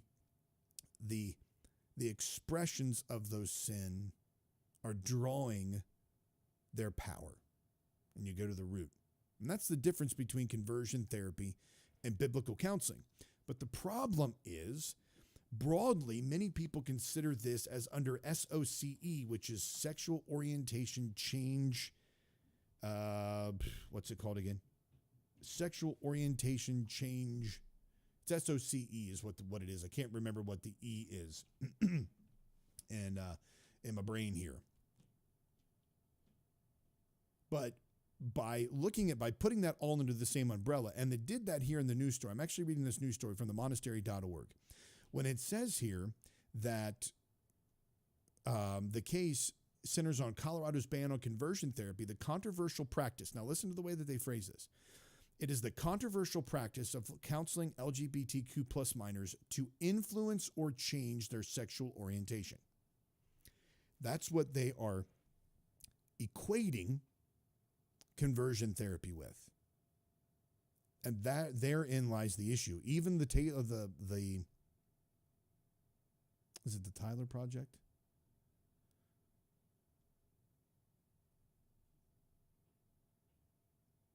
Trevor. Even in the Trevor Project, the It's Still Happening report, a report on practitioners of so-called conversion therapy in the United States. Listen to how they define what conversion therapy is. Though efforts to change a person's sexual orientation or gender identity are commonly referred to today as conversion therapy, these practices are not in any way therapeutic. Unlike actual therapy, sexual orientation and gender identity change efforts are not based in science, medicine, or fact. They emanate from a false and outdated notion that lesbian, gay, bisexual, transgender, or queer people are unnatural and suffer from mental illness that need to be cured. Key terms here: conversion therapy or gender identity sexual orientation change efforts. That's the SOCE, sexual orientation change efforts. Include, now this is from the Trevor Project, they include any practices intended to attempt to change a person's sexual orientation or gender identity. It does not include counseling that helps a person to cope, find social support, or explore their identity, or interventions to prevent or address unlawful conduct or unsafe sexual practices. So any practices intended to attempt to change a person's sexual orientation or gender identity. This is where the equivocation occurs. Because now conversion therapy and biblical counseling, conversion therapy, which is harmful and damaging both psychologically and physical, is being melded with biblical counseling, which is incorrect. It's a false equivalence. It's improper. It's not true. Now, back to the court case, because this is some of the meat of this court case that's very important. The case is being brought by Colorado-based mental health therapist Kaylee Childs, an evangelical Christian who argues that the state is hindering her First Amendment rights. It seemed like an invasion for the state to kind of be peering into our private counseling sessions, she explained. My speech is being censored because my clients are not able to see me and make certain goals that the state does not endorse. And this is where the danger. It's very, very dangerous. Childs' attorneys claim that Colorado bars therapists from helping minors pursue state disfavored goals on issues of gender and sexuality. Now listen to that. Childs' attorneys claim that Colorado bars therapists from, quote, helping minors pursue state disfavored goals on issues of gender and sexuality, end quote, and censors, quote, widely held views on debated moral, religious, and scientific questions, end quote. So her attorneys are saying that Colorado has state disfavored goals on issue of gender and sexuality. So the state is deciding what can or cannot be said regarding the LGBTQ plus movement, what can or can't be done when you have conversations. They are controlling the conversations of counselors that they have with their patients. As it continues, now you're like, well, they can still, but listen to the additional things here. It says, Childs says that under the state's rules, she is forced to affirm LGBTQ plus kids in their sexuality, even if that's not what they want. For example, under the law, she can't help children eliminate unwanted same-sex attraction or help kids experiencing gender dysphoria grow comfortable with their bodies as opposed to embracing a transgender identity. She says the problem is that the state has decided that my clients are not allowed to make certain goals.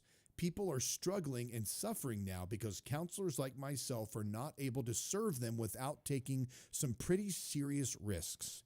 The current law in Colorado only applies to licensed therapists acting in a professional capacity, meaning it doesn't place restrictions on the speech of unlicensed religious therapists, nor does it impact private conversations between friends and family on same-sex attraction or gender identity. So if you are licensed as a therapist, your speech is being controlled. So even as an evangelical Christian, if someone comes to you and says, I do not want to have these same-sex attracted feelings, I do not want to transition, I do not want to have these transgender issues, I don't want to have these body image issues or body jealousy, I don't want this. That counselor, if they are licensed in the state of Colorado, is not allowed to establish goals or to help that person reach those goals. And that is a violation of the free speech of that, not only of the counselor, but it is refusing to allow a person to seek treatment for something they want to change or something they need help with. This is the whole battle over medical freedom. This is the whole issue regarding a person's decision and being the master of their own destiny and controlling themselves and controlling their actions and making sure that they are able to go to a counselor or a therapist and get the help they desire. Right? They are being told by the state, nope, can't do that. Now, the majority of biblical counselors, if you go to something like the Association of Certified Biblical Counselors and you get from the association that a counselor that is certified through ACBC, they're not necessarily a licensed counselor. But the big problem now also is they have to be careful because of insurance and liability issues and problems.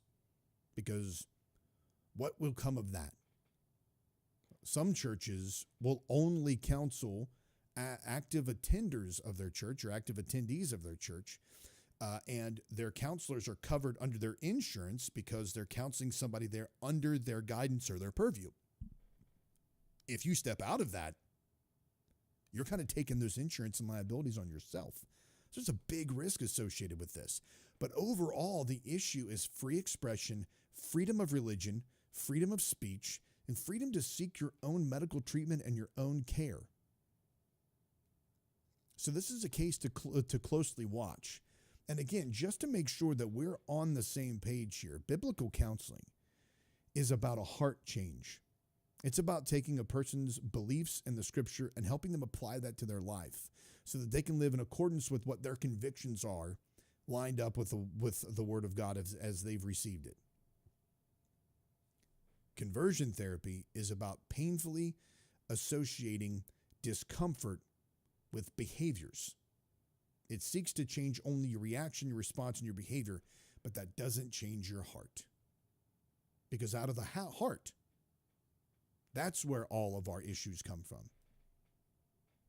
You're listening to The Aaron Barker Show. Live right now on Vocal, Facebook, and Rumble, and on YouTube. I totally forgot. I completely neglected our YouTube audience today. None of them. So we are also live on YouTube as well.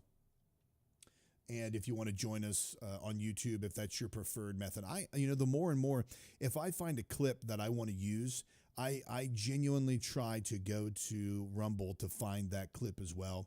And the reason being is because I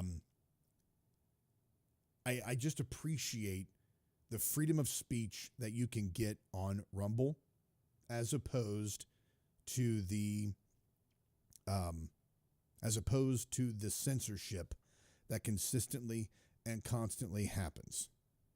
All right. Quick break. Back in just a minute. Hello, I'm Mike Lindell, the CEO of MyPillow. Cancel culture has not only affected myself and MyPillow, but millions of you out there. My employees and I want to personally thank each and every one of you for all of your support. At MyPillow, we not only have pillows, but we have hundreds of products, including my new slippers, bathrobes, sleepwear, and my new beds. We're offering the best gifts ever for the best prices ever. For example, we have this exclusive offer on the standard size My Pillows, regularly $69.98, now only $19.98 with your promo code. We also have the queen size My Pillows, regularly $79.98, now only $24.98 with your promo code. And we have the king size, regularly $89.98, now only $29.98 with your promo code. So go to mypillow.com now and use the promo code on your screen, or call the 1-800 number below to receive this exclusive offer.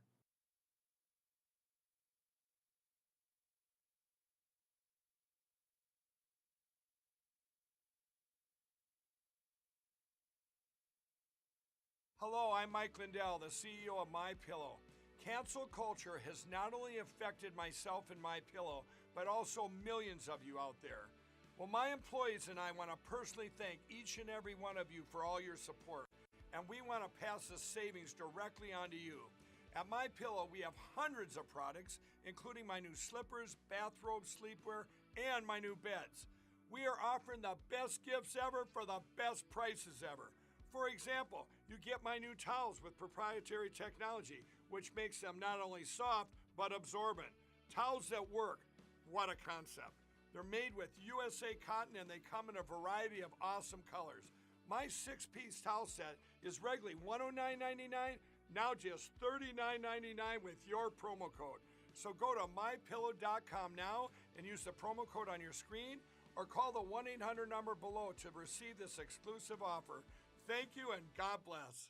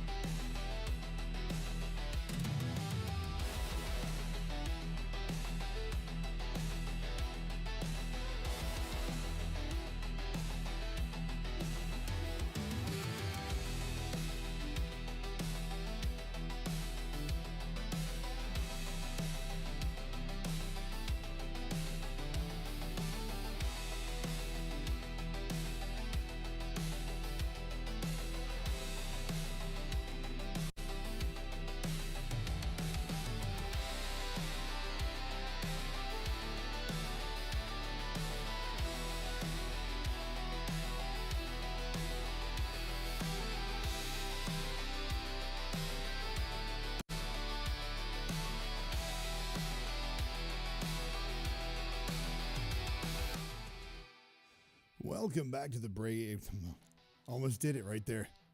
Welcome back to the Aaron Barker Show. Thanks for staying with me during that break. Anything that you do over at mypillow.com, if you purchase the towels, the coffee, the bed sheets, books, anything like that, anything that you do, that is going to be helpful. As long as you use the promo code Barker, that's going to be helpful towards the show. That's also going to be helpful towards Mike Lindell, who is facing a massive lawsuit right now. I'm going to play for a video for you that explains what's going on. If you remember this, Alex Jones went to the same thing because of his free speech with the Sandy Hook incident, and what people said about him and what he was doing is what they claimed is that he was taking away, or that he was slandering the families of the Sandy Hook Now I think they ended up doing like a $1.2 billion settlement or something like that. But essentially what they said was the judge told him, you're guilty. And when you go to the jury trial, you're not allowed to tell them you're not guilty. You're not allowed to defend yourself. You're not allowed to act as though you're not guilty. What you have to do is accept the fact that I, as the judge, have said you were guilty, and the jury is simply going to decide how guilty are you and what's the judgment. Now, he was claiming, and he was absolutely right, that he was the canary in the coal mine. That he was going to be the person that they were saying, this is what's happening right now. This is what's going on. And it's going to happen to you as well. It's going to happen to people because if you don't, if in the deep state, if you don't do what they say, if you don't act according to what they plan and what they do, they're going to come after you. And it's happening right now as well to Mike Lindell of MyPillow. So I want to play for you this judgment that was rendered against him in the same exact regard. And it's not only against him, but you're going to find it was against MyPillow as well. So here's what Mike Lindell is facing in this current crisis. MyPillow was guilty, ready for this, vicariously liable, which means guilty by association. That I'm so much the figure of MyPillow, which is owned by all the employees. I'm just one of the stockholders. So basically, if we don't appeal that, I'm over here, and any employer in the country has to worry about what their employees are saying outside of their work. And where's your freedom of speech, right? So that's one thing. But the judge already said you're guilty without even us being able to show, that hey, MyPillow had nothing to do with anything. Let's just set that aside. You talk about there's many board there. I don't even have many people left on the board back then. They didn't want me out there speaking about getting rid of these machines in these elections and helping these elections. But anyway, the other part of it, everybody, is if this would stand, myself, it would affect every single person in this country, because you could never, ever question a government private contractor again. If you question him, let's say MyPillow got a military contract with something with pillows. And if there was something wrong with the pillows and people were complaining, then you'd say, oh, no, you do that again, I'm going to sue you. You can't look inside. We're a government private contractor. It's disgusting. So that happened, everybody. So I'm working on that. So you have the government full-fledged attack MyPillow. We got debank, demerchant server, 3 different banks, debank went away, $30 million credit squish, American Express shut us off. I mean, it was the biggest attack on a company in history. Now, the other case, isn't this kind of strange timing, everybody? So here's this. This last week, in fact, it might have even been this week, Monday, I think, the Dominion voting machines comes out with a announcement that they're getting bought out by a company called Liberty Vote. Now, this guy from Liberty Vote, he gets on the national stage and he tells all the media, you guys, part of the sale, we're dropping all the lawsuits against Mike Lindell, MyPillow, Rudy Giuliani.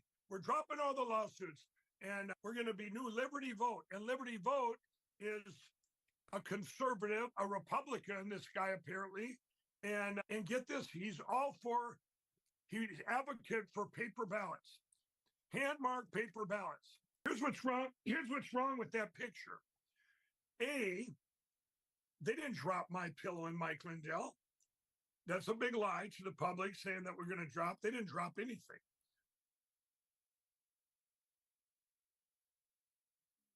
So that is what Mike Lindell is facing. The first part of that, of course, is the fact that it's your business, your company could be held liable for something that a person says. And then not only that, but now a company can tell you that you're not allowed to say certain things against certain people, especially these contractors, because by doing that, you're going to be vicariously implicating your employer. Therefore, your freedom of speech is going to be even more curtailed. And the problem that we're facing here is that people are going to start, as they've already done, like you watch a video online and they say unalive. I have to do that as well. or they use grape when they're talking about things, or they say SA. They use different, they say PDF, because they have to self-regulate what they're saying, because algorithms will automatically shut down a stream or shut down your account if you use words that they deem offensive.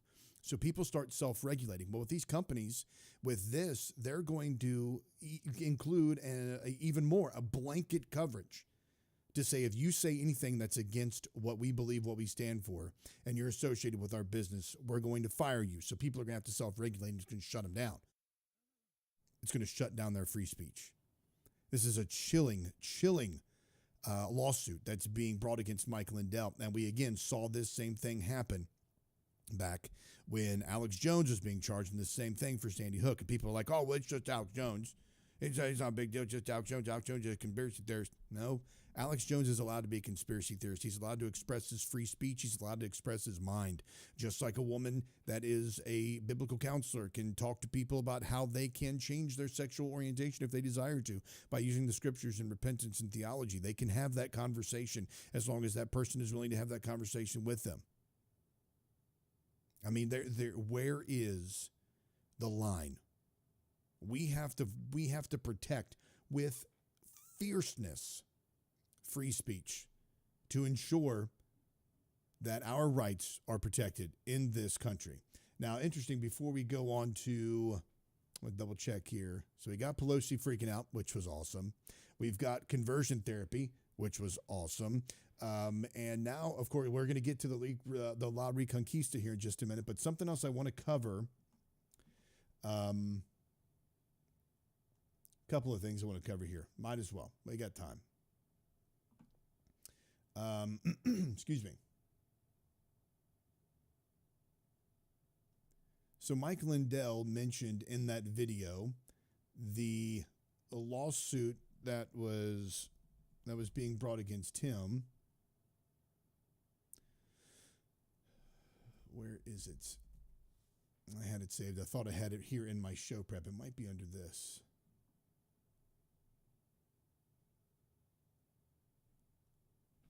I'll have to find it here real quick. There's a lawsuit that has been brought against. I don't want to say anything just yet.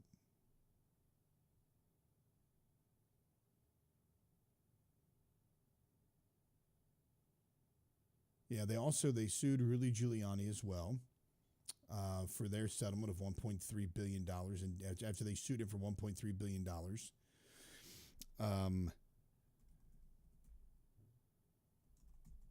Sorry, there's a news story. I don't want to say who the lawsuit is against.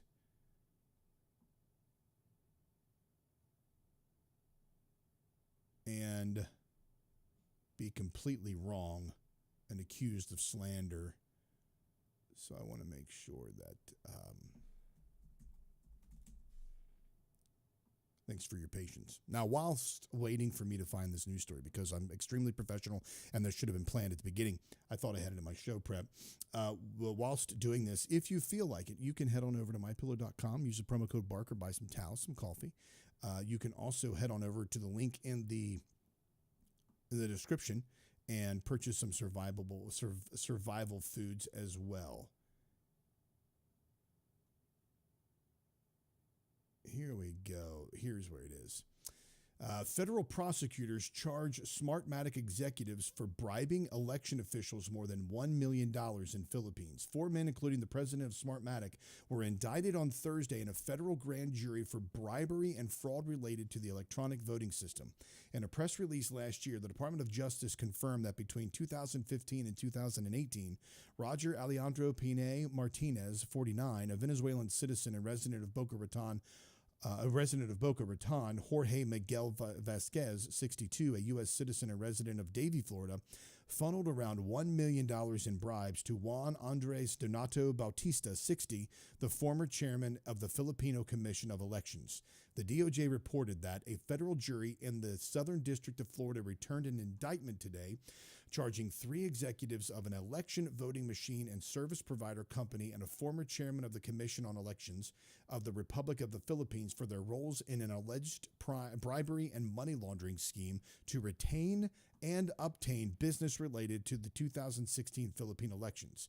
According to the indictment, between 2015 and 18, Roger Alejandro Pine Martinez, 49, a Venezuelan citizen and resident of Boca Raton, Florida, and Jorge Miguel Vasquez, 62, a U.S. citizen and resident of Davie, Florida, together with others, allegedly caused at least $1 million in bribes to be paid to Juan Andres Donato Bautista, 60, the former chairman of the COMELEC. That is the chairman on the Commissions on Elections. These bribes were allegedly paid to obtain and retain business related to providing voting machines and election services for the 2016 Philippine elections and to secure payments on the contracts, including the release of value-added tax payments. The co-conspirators allegedly funded the bribes through a slush fund that was created by over-invoicing the cost per voting machine for the 2016 Philippine elections. To conceal and disguise the nature and purpose of the corrupt payments, the co-conspirators used coded language to refer to the slush fund and caused the creation of fraudulent contracts and sham loan agreements to justify transfers. The co-conspirators then allegedly laundered funds related to the bribery scheme through a bank accounts located in Asia, Europe, and the United States, including the Southern District of Florida. What the Department of Justice does not say is that Roger Alejandro Pine Martinez is the president and co-founder of Smartmatic. Corruption all around when it surrounds our voting machines and the voting irregularities. All right, let's do this. This is a story that is shocking. This is happening right in our northern neighbors, essentially right in our backyard. MAID, M-A-I-D, MAID, for children and teens. Canada expands their eugenics program. Canada has expanded its MAID program, Medical Assistance in Dying, to include children and teenagers. A special joint committee on medical assistance in dying submitted a report to the House of Commons in February 23 that recommended the government begin extending MAID services to mature minors without parental authorization. Carney's government is allegedly considering this blatant eugenics program that would allow the government to euthanize children. Euthanize children without parental consent. Common law dictates that a mature minor is a person under 18 years of age who is deemed competent to make informed decisions about their own health care. There is no set stage for which a minor is mature. Instead, healthcare providers assess each patient on a case-by-case basis and decide who is mature enough to make decisions regarding their treatment plan. Parents must accept their child's autonomy to accept or deny treatment if their child's healthcare provider gives them the authority. So, common law says that a person under 18 years of age who is deemed competent to make informed decisions about their own health care. Do the parents make that determination if their child is old enough and mature enough? Do the parents make that determination if their child is mature enough? No. Looks like the medical providers make the determination. And the parents have to accept it. So if a child goes into a doctor and says, you know what, I'm mature enough, and the doctor says, I deem thee mature, then that child can do what they want to with their own body. And now, in this instance, they can elect to have themselves offed. They can get medical assistance in dying. And we're talking about teenagers under the age of 18 years old. Under the age of 18 years old. Can't buy beer, can't buy tobacco, can't serve in the military, can't vote, but you can decide if you want to off yourself. What is this world? This is demonic. This is a spiritual attack against the children of our nation. They are not, the child is deemed mature. They're deemed as a mature minor by their medical provider. The parents have to agree with it. The child can then make a decision to off themselves, and we just have to sit idly by. They've made coloring books about this. Coloring books about it. The Canadian government has already created a coloring book for children entitled Me and My Illness. First, they created a coloring book for children to process the potential death of their loved ones through medically assisted suicide, and then they created a suicide coloring book for children. Yes, folks, let me just go ahead. If you're interested in seeing this, I'll go ahead and show it. You're probably just as sick as I am about seeing this, but here we go. Let me go ahead and show you this coloring book. Make it easy. A second here. This is the coloring book.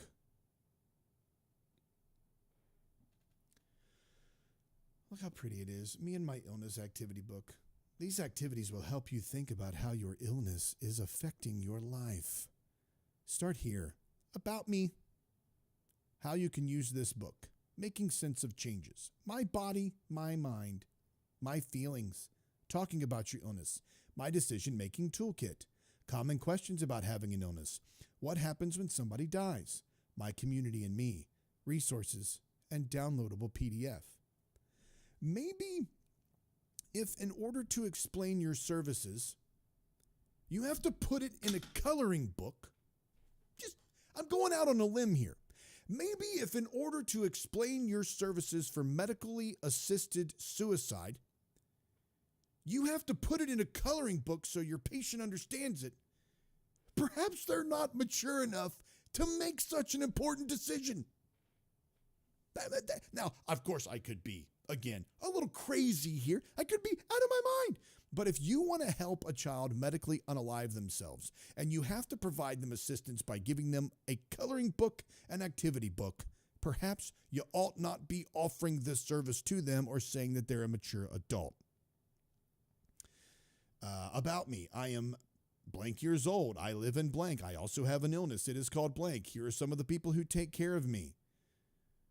Making sense of changes. Some people are born with an illness and some people get diagnosed with an illness then when they are very young. For other people, an illness is something unexpected that happens later in life. This is a coloring and activity book to help somebody understand medically assisted dying. Peradventure, you're not mature enough to make the decision. Let's see. It says here, you might worry that dying is painful. The way a person's body stops working depending on the illness and where it is in the body. Many illnesses cause the body to slow down and gradually until it stops. Other illnesses make the body stop more quickly. Usually the stopping does not seem to be painful, but some people feel pain from their illness even when they are dying. Doctors and nurses do their best to help people feel as comfortably as they can. Every illness and every person is a little bit different.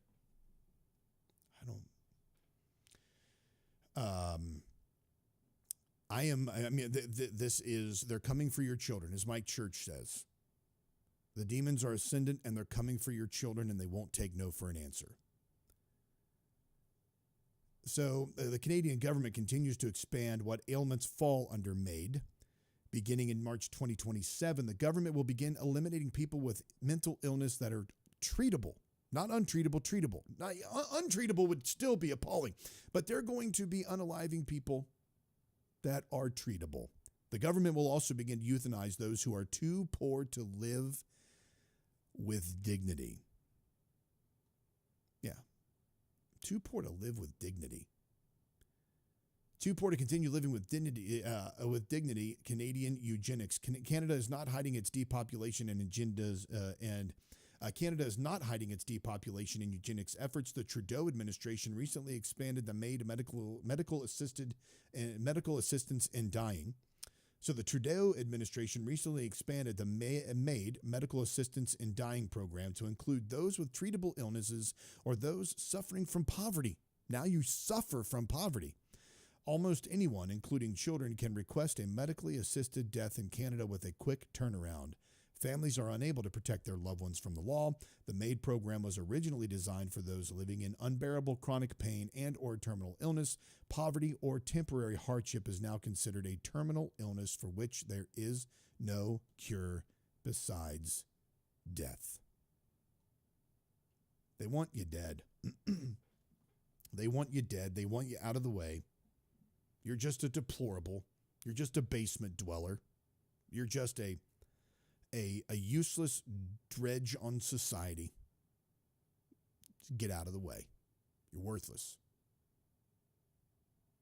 We want to replace you. Actually, they don't want to replace you. They want to off you and not fill your void. Just a blip on the radar. They want to Thanos snap you out of here, and they would if they could. This is the Aaron Barker Show. Going strong over on Vocal, Facebook, and Rumble. Don't forget to share the show. Like and share the show. Tell everybody you know about it. This is it's appalling, because for years, you sit back for years and you read about this and you consider the fact that the vaccination programs and Bill Gates and George Soros are looking for ways to depopulate the planet. And you have somebody like somebody that's coming out with these vaccines that slow kill people, soft kill people, keep them chronically tied to medicines. It's a win-win for them. They inject you with a vaccine, you have an adverse reaction, you die. Good. They inject you with a vaccine, you have an adverse reaction, and now you have a chronic illness. Still good because you're hooked. They inject you with a vaccine, you get a chronic illness, you're hooked on medications, and then after a while, you just want to go ahead and end it. Good. That's their goal. But they're going to turn you into a commodity and a product, and they're going to suck every bit of money out of you while you're here. Their goal is to terminate you. They want you gone. They want you out of the way.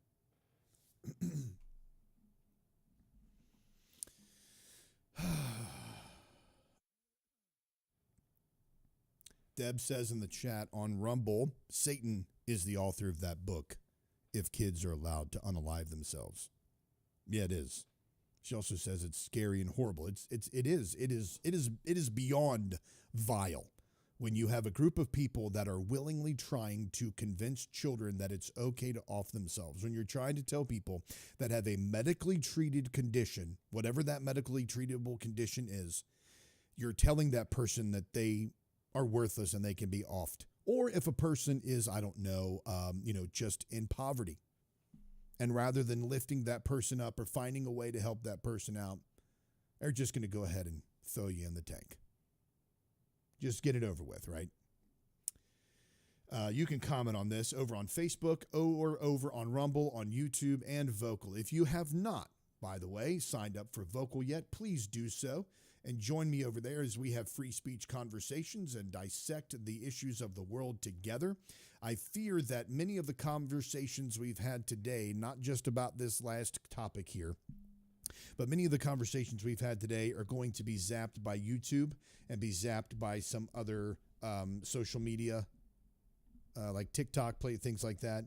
TikTok's already I talk about this every week, but they zap a couple of my videos that I try to post because they don't like what I'm trying to say. And I understand they're just not ready for the truth. But regardless, you want to join these social media organizations that have your best interest in your free speech at heart, and you can do that over at vocal.com. All right, so the Pelosi freaked out conversion therapy. We talked about the MAID program over in Canada, or up in Canada, and I did mention the No Kings rallies at the beginning of this. There's really not much going to be happening with those. Those are protests of people that are gathering that they disagree with the Trump administration. Mainly, they, of course, disagree with ICE's behavior and what they're doing by detaining American citizens. They're assaulting American citizens. They're doing unconstitutional acts and behaviors in states. Also, Donald Trump is sending the National Guard into places like Portland and California and Chicago. If you, like me, do not believe that January 6th was an insurrection, then you cannot believe that Portland or Chicago or California or Memphis or anywhere else is at the level of an insurrection that requires the activation or the federalization of the National Guard. It doesn't exist. Not only does the activity that's happening in those places rise to a level of attack against the federal government or an insurrection, and because it's not inhibiting the government from doing their job or any of those, what rises to what is actually insurrection and calls for the National Guard to be activated or federalized by the president is not happening in those places. And if you believe, just like I said, that January 6th was not that situation, then you have to believe that Portland is also not in that situation either. But ICE's operations that they're conducting, they're breaking into people's homes with, they have what, when you have ICE has administrative warrants. They don't have judicial warrants. And there is a difference. You know, ICE knocks on your door and they say, hey, we're here with ICE. And if they are going to give you the warrant, you can tell them to piss off. They have no right to be there. That is not a judicial warrant. That means that they do not have the probable cause necessary, and they do not have the power to go to obtain a judicial warrant. Right? And that's one of the reasons why they try to work with the local police, is so that they can have some type of semblance of legality in what they do. Now, in the instances where they're working with local police as support or help, and they have a case that's against a horrible person that is here illegally and they want to get that person deported, yeah, that's fine. They're enacting those particular set of laws. But when they're breaking into apartment buildings and pulling out children without clothes and zip tying them together and leaving them on the street for hours while they ransack apartment buildings and try to find evidence of people that are there illegally, it's immoral, it's unethical, it's unconstitutional. It's everything everything this country is against. It's everything that the Fourth Amendment is against. So if you agree with that, I'm sorry, but you're on the wrong side of the Constitution, and you're on the wrong side of the framers and the founders of this nation. Just wrong. So if the No Kings protests want to point out what they see as authoritarianism when it comes to his actions of martial law, his attempt to take away free speech, the Pentagon's move to curtail the press that is there, then they have absolutely every right to do so. And I have absolutely every right to say, go for it. Just be peaceful. Don't hurt anybody. And be careful. Be very careful, because there are going to be Ray Epps all over the place. Not him exactly, of course, but there are going to be Ray Epps-like people all over the place. And there are going to be plants all over the place. And those are going to be from different federal agencies and different covert operations to try to instigate and cause violence and riots in these places. You know that people actually believe now, when Martin Luther King Jr. would go to places, and I've had conversations with folks about this as well. You would talk about how Martin Luther King would go places and he would have peaceful protests, nonviolent, peaceful resistance for civil rights and the change in the way that the black folks are treated in the United States of America. And I've had people tell me, yeah, well, wherever Martin Luther King went, there were riots. There was civil unrest. I'm like, yeah, that's because the riots and civil unrest were caused by the government. They were caused by the police departments. They were caused because they were spraying people with water hoses and they were letting people being attacked by dogs. It was horrible. And that was not, Martin Luther King Jr. did not stand for the violence. But people try to say, well, wherever he went, violence erupted, and that's not his fault. So be careful, because they will use the same case against you if you're there for the No Kings, and they'll use the same case against you. I mean, like, think about it. If January 6th was not an insurrection, then how are people in chicken suits in Portland considered a threat against the national government? I mean, one happened in Washington, D.C. The other is happening 5,000 miles away on the other side of the country, and they are literally just dressed like chickens and frogs and pink unicorns. They're driving around they're riding around in the streets naked. How does that affect the government? It doesn't. The Aaron Barker Show, Facebook, Vocal, Rumble, all that. Brian says in the chat, illegal immigrants are not citizens. Well, undocumented immigrants are not citizens, no, but the Constitution still applies. Due process still applies. And that's actually precedent. The Supreme Court has decided that. The Constitution makes no respecter of persons. Due process is due process, citizen or not. How do you prove somebody's not a citizen without due process? Gee, I don't know. due process, maybe. So regardless of whether or not you distinguish, whether or not you call a person illegal or if you call a person undocumented, whether or not a person is a citizen or they're not a person, not a citizen, they still have due process rights. You can't just take a person and send them off to Alligator Alcatraz or send them off to some concentration camp. It's really just a human decency and a human rights thing. It's not necessarily about them being citizens or not. It's about whether or not we're going to allow other human beings to be treated in such a way. All right, let's do this. Now, here is one thing, though, regarding, since we're on this topic, and I had this question, and somebody brought it up on one of my comments the other day on social media, and I haven't commented back yet, but I did want to bring it up to that person. So when you look at the U.S. code that we talked about last week, and the 10 U.S. Code 12406.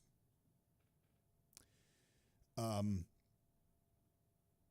I read this on the show last week. The National Guard in federal service, whenever the United States or any of the Commonwealths or possessions is invaded or is in danger of invasion by a foreign nation. Whenever there is a rebellion or danger of a rebellion against the authority of the government of the United States, or the president is unable with irregular forces to execute the laws of the United States, he may call into federal service members and units of the National Guard of any states, in such numbers as he considers necessary. Okay. That is a code that is introduced there, and in order for that code, it's if the United States, whenever the United States, the Commonwealth's possessions are invaded, or if there is a rebellion or danger of rebellion, or if they are unable to regularly execute the laws of the United States, then he can call into federal service a proportionate number of National Guard that he deems necessary.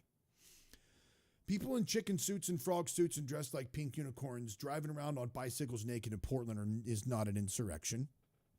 So we check it's not an invasion. So you check the first one off. It's not a rebellion against the authority of the government of the United States. So check that one off or scratch that one off. The president is unable with regular force to execute the laws of the United States. Mark that one off.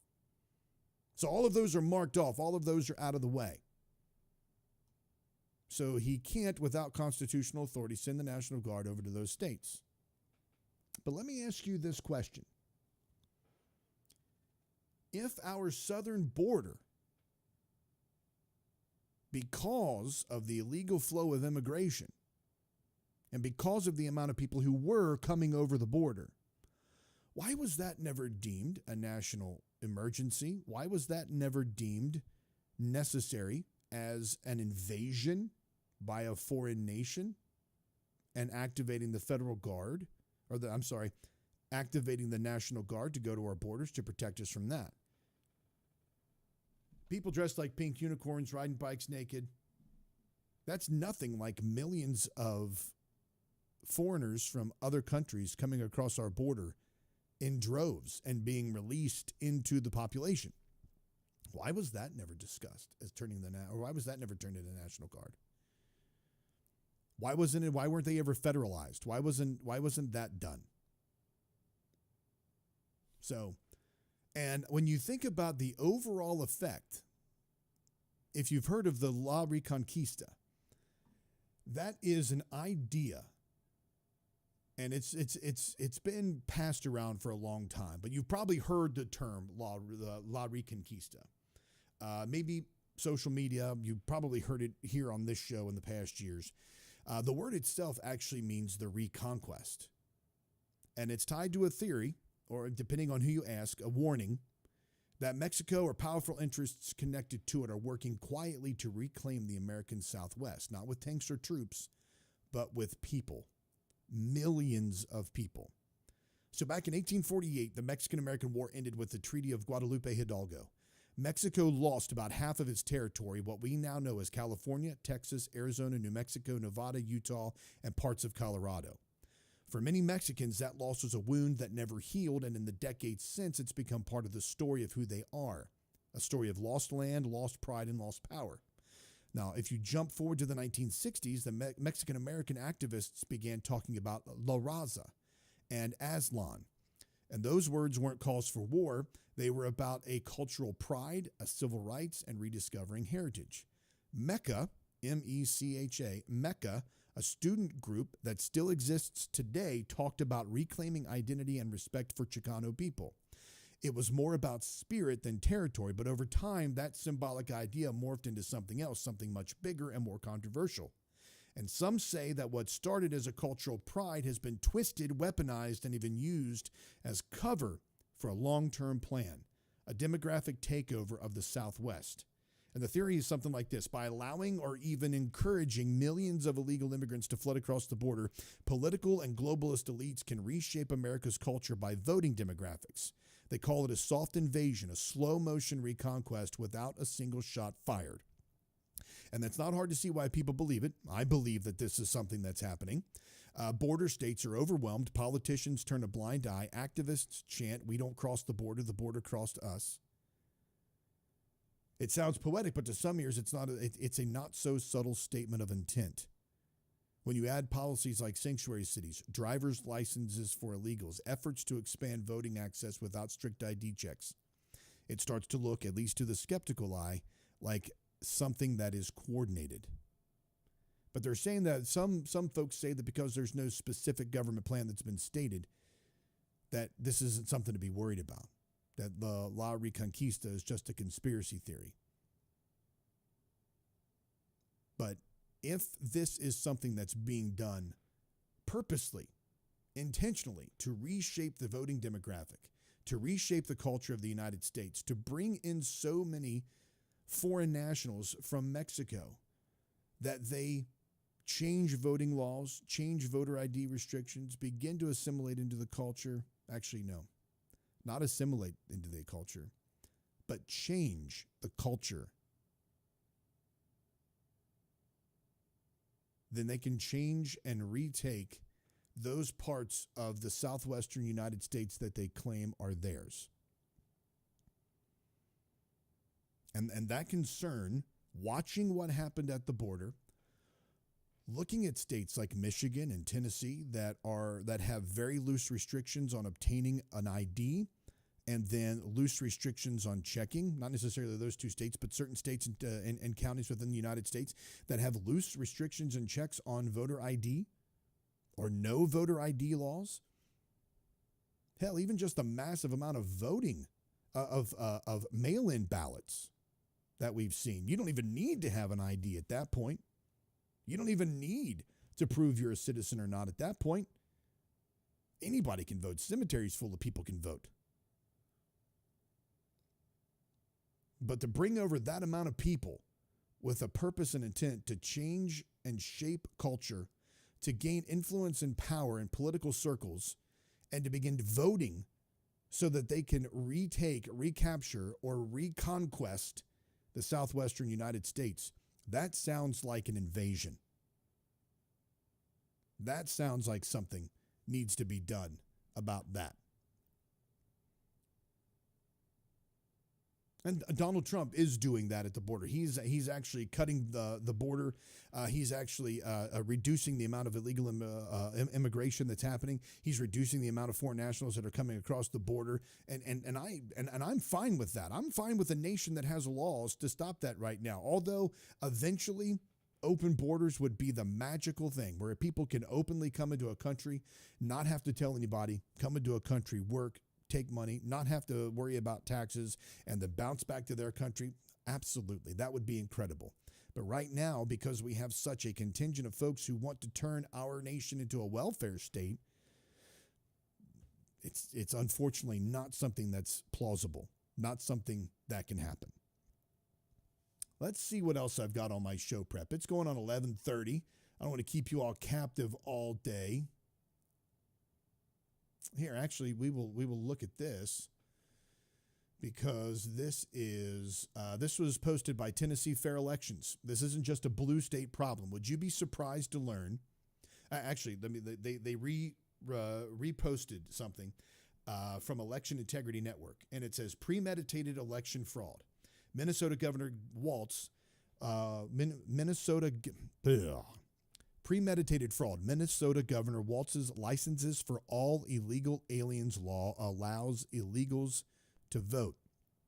Governor Walz signed a bill into law giving driver's licenses to anyone in his state with the only caveat that they are breathing. The state rejected having the words "not for voting" for non-citizens on the licenses. Now, Minnesota Elections Director Paul Linnell admitted to a Minnesota House hearing that illegal aliens can vote with these driver's licenses, noting if they present the election judge with that state ID, they would be permitted to cast a ballot. And Tennessee Fair Elections posted, this isn't just a blue state problem. Would you be surprised to learn that Tennessee issues a temporary driver's license to non-citizens and that election officials and poll workers have not been trained to screen for that temporary designation? A law requiring that training became effective in July 2025, and yet still no training was provided for the D7 special election. Election workers only use the driver's license for facial recognition. Red states have their way of squeaking by radical agendas too.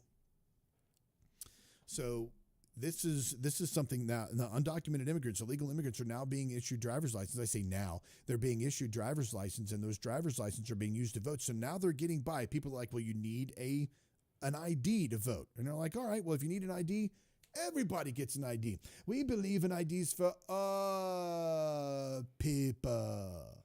So they just give you an ID. And then they don't provide you with training to how to check whether or not that is a legitimate ID. You know, here, and I think they do it, I probably do it in multiple states. I just know in Kentucky and Ohio they do this. If you're under the age of 21, your driver's license is vertical.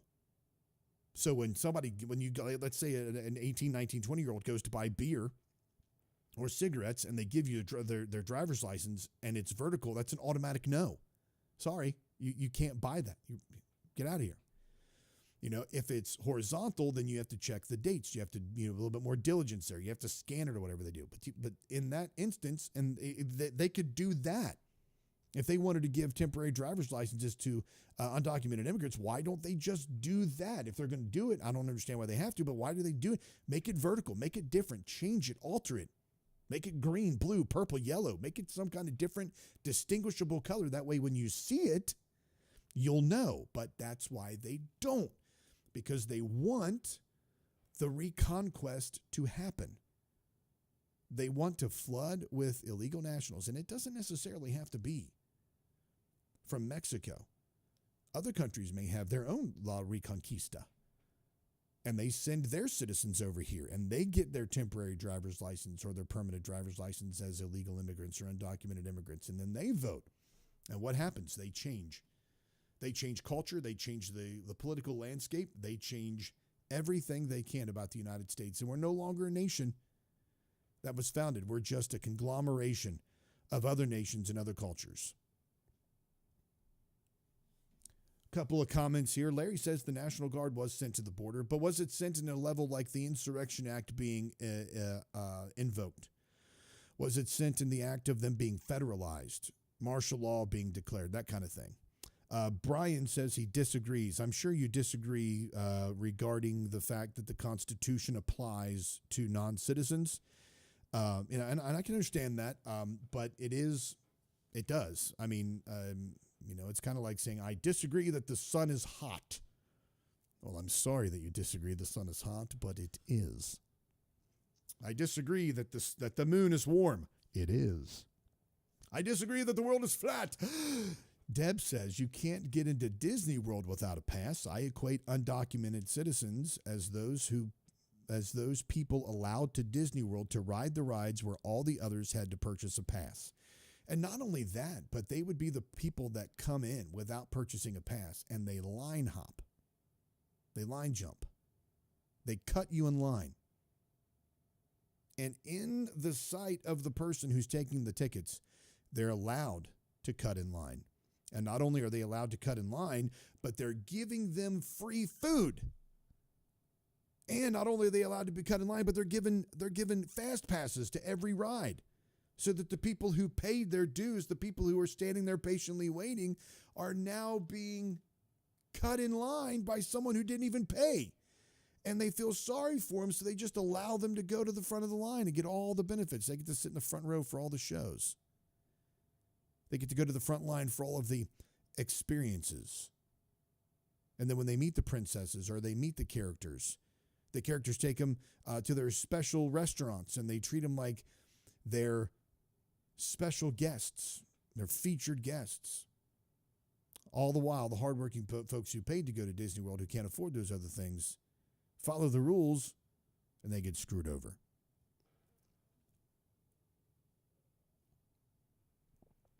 All right. Okay. Ace Frehley died, by the way, the founding member of KISS. So just so y'all know that. All right, folks, I think I'm going to wind this down. I covered everything I wanted to cover today. Actually, I covered everything that I could cover today because I've been going for over 2 hours now. I could talk about more, but I don't want to take away the rest of y'all's day. And I also want to make y'all beg for more. So I am going to go ahead and cut it short here. Now, remember, folks, all of your support here is greatly appreciated. The fact that you folks have stayed in the chat with me over on Rumble for this amount of time and hung out with me and talked to me, this has been fantastic. It really does give a boost to my, it gives a great boost to my self-esteem and my already deflated ego. So if you want to support the show even more, go to and I'll put this in the show notes as well when it drops on Substack. If you have not subscribed to me on Substack, what is wrong with you? Go to aaronbarker.substack.com and subscribe. You'll receive the newsletters, the updates on the shows, and the posts. You can also subscribe by paying a monthly or a yearly subscription, and you will get additional features and benefits there, which will be happening. But you can click on, if you go to the notes section of Rumble, you can click on the link there, go to My Patriot Supply. You get a winter prep special, 3 months of emergency food kits and $400 in free gifts by simply clicking on that link. And by doing that, you're going to support the show, help me keep this on the air, help me keep it growing. And then you're also, it's a 360-degree win. You're going to get something that you need. I'm going to get something that I need. Go to mypillow.com. These towels are incredible and they actually work. I know that you're going to say, well, those are the same. I'm keeping these for a special occasion. I'm not going to reveal what that special occasion is, but when I have the special occasion, I'm going to use these towels. And that special occasion is showering. And I don't know when I'm going to shower next. I may just never shower. Whenever I think I need to shower, that's when I'm going to wait. And I'm going to hold on to these towels because that's going to be very special around this house because the scent and the gunge that is developed on my body will be gone, and I have a special relationship with the gunge and the Famunda cheese. My Pillow towels that work. They really do. They feel great. They look great. I'm playing. They smell great. They're tremendous. I smell things. I don't know why. I smell all this stuff, but they're the towels. The Percale bed sheets. They might be out of stock on these Percale bed sheets. You want to check them out, though. Percale bed sheets, 200 thread count, very comfortable, awesome. I got the blue. Blue's one of my favorite colors. I might be changing the show colors back to blue. But blue is one of my favorite colors. These are the midnight blue. We got the Twin XL. We have a split king. They didn't have any split kings available. Now, the difference is on a split king, I'm pretty sure the difference is on a split king, you have your individual sheets for your split mattresses, but then you have one sheet that goes over both. All right. We cheated and got the Twin XLs because we know these will fit on our bed. But you put the Twin XLs on, you get your own individual single sheet. All right. So you can have your own individual single sheet, your own individual blanket if you want. Then when you make up the bed in the morning, you put one comforter so it looks all uniform and stuff. But we went with the Twin XL because they were out of the split kings. These are selling out fast. Go to mypillow.com for those. And of course, my new favorite coffee, fantastic coffee, My Coffee, specialty coffee. This is 100% Arabica, certified organic, non-GMO, dark roast. I love it. It is awesome. I love it. My daughter's boyfriend loves it. So I don't care about what he likes, though. I like it, and it tastes amazing. And if you do this here real quick, let me do this. Smell that. Doesn't that smell amazing? Smells a lot better than me. That is amazing. Not only does it smell amazing, but it's brewing. It brews great, very smooth, low acidity, fantastic flavor on this. Go to mypillow.com, click on the coffee, and you can save 50% with a subscription and using the promo code Barker, B-A-R-K-E-R. That's my last name if you didn't know that. It's pretty interesting. Their promo code is the same as my last name. What a coincidence. My coffee over there as well. Fantastic. Love that stuff. Support the show by going there. And I think that's it. Buy the pillows and sheets and all that. All right, folks. Thank you for everything. Thank you for staying with me during this time. Thank you for your patience as well and all your support during the summer and the break. And make sure to share the show with everybody you know. And follow me on all the socials. We'll talk to you soon.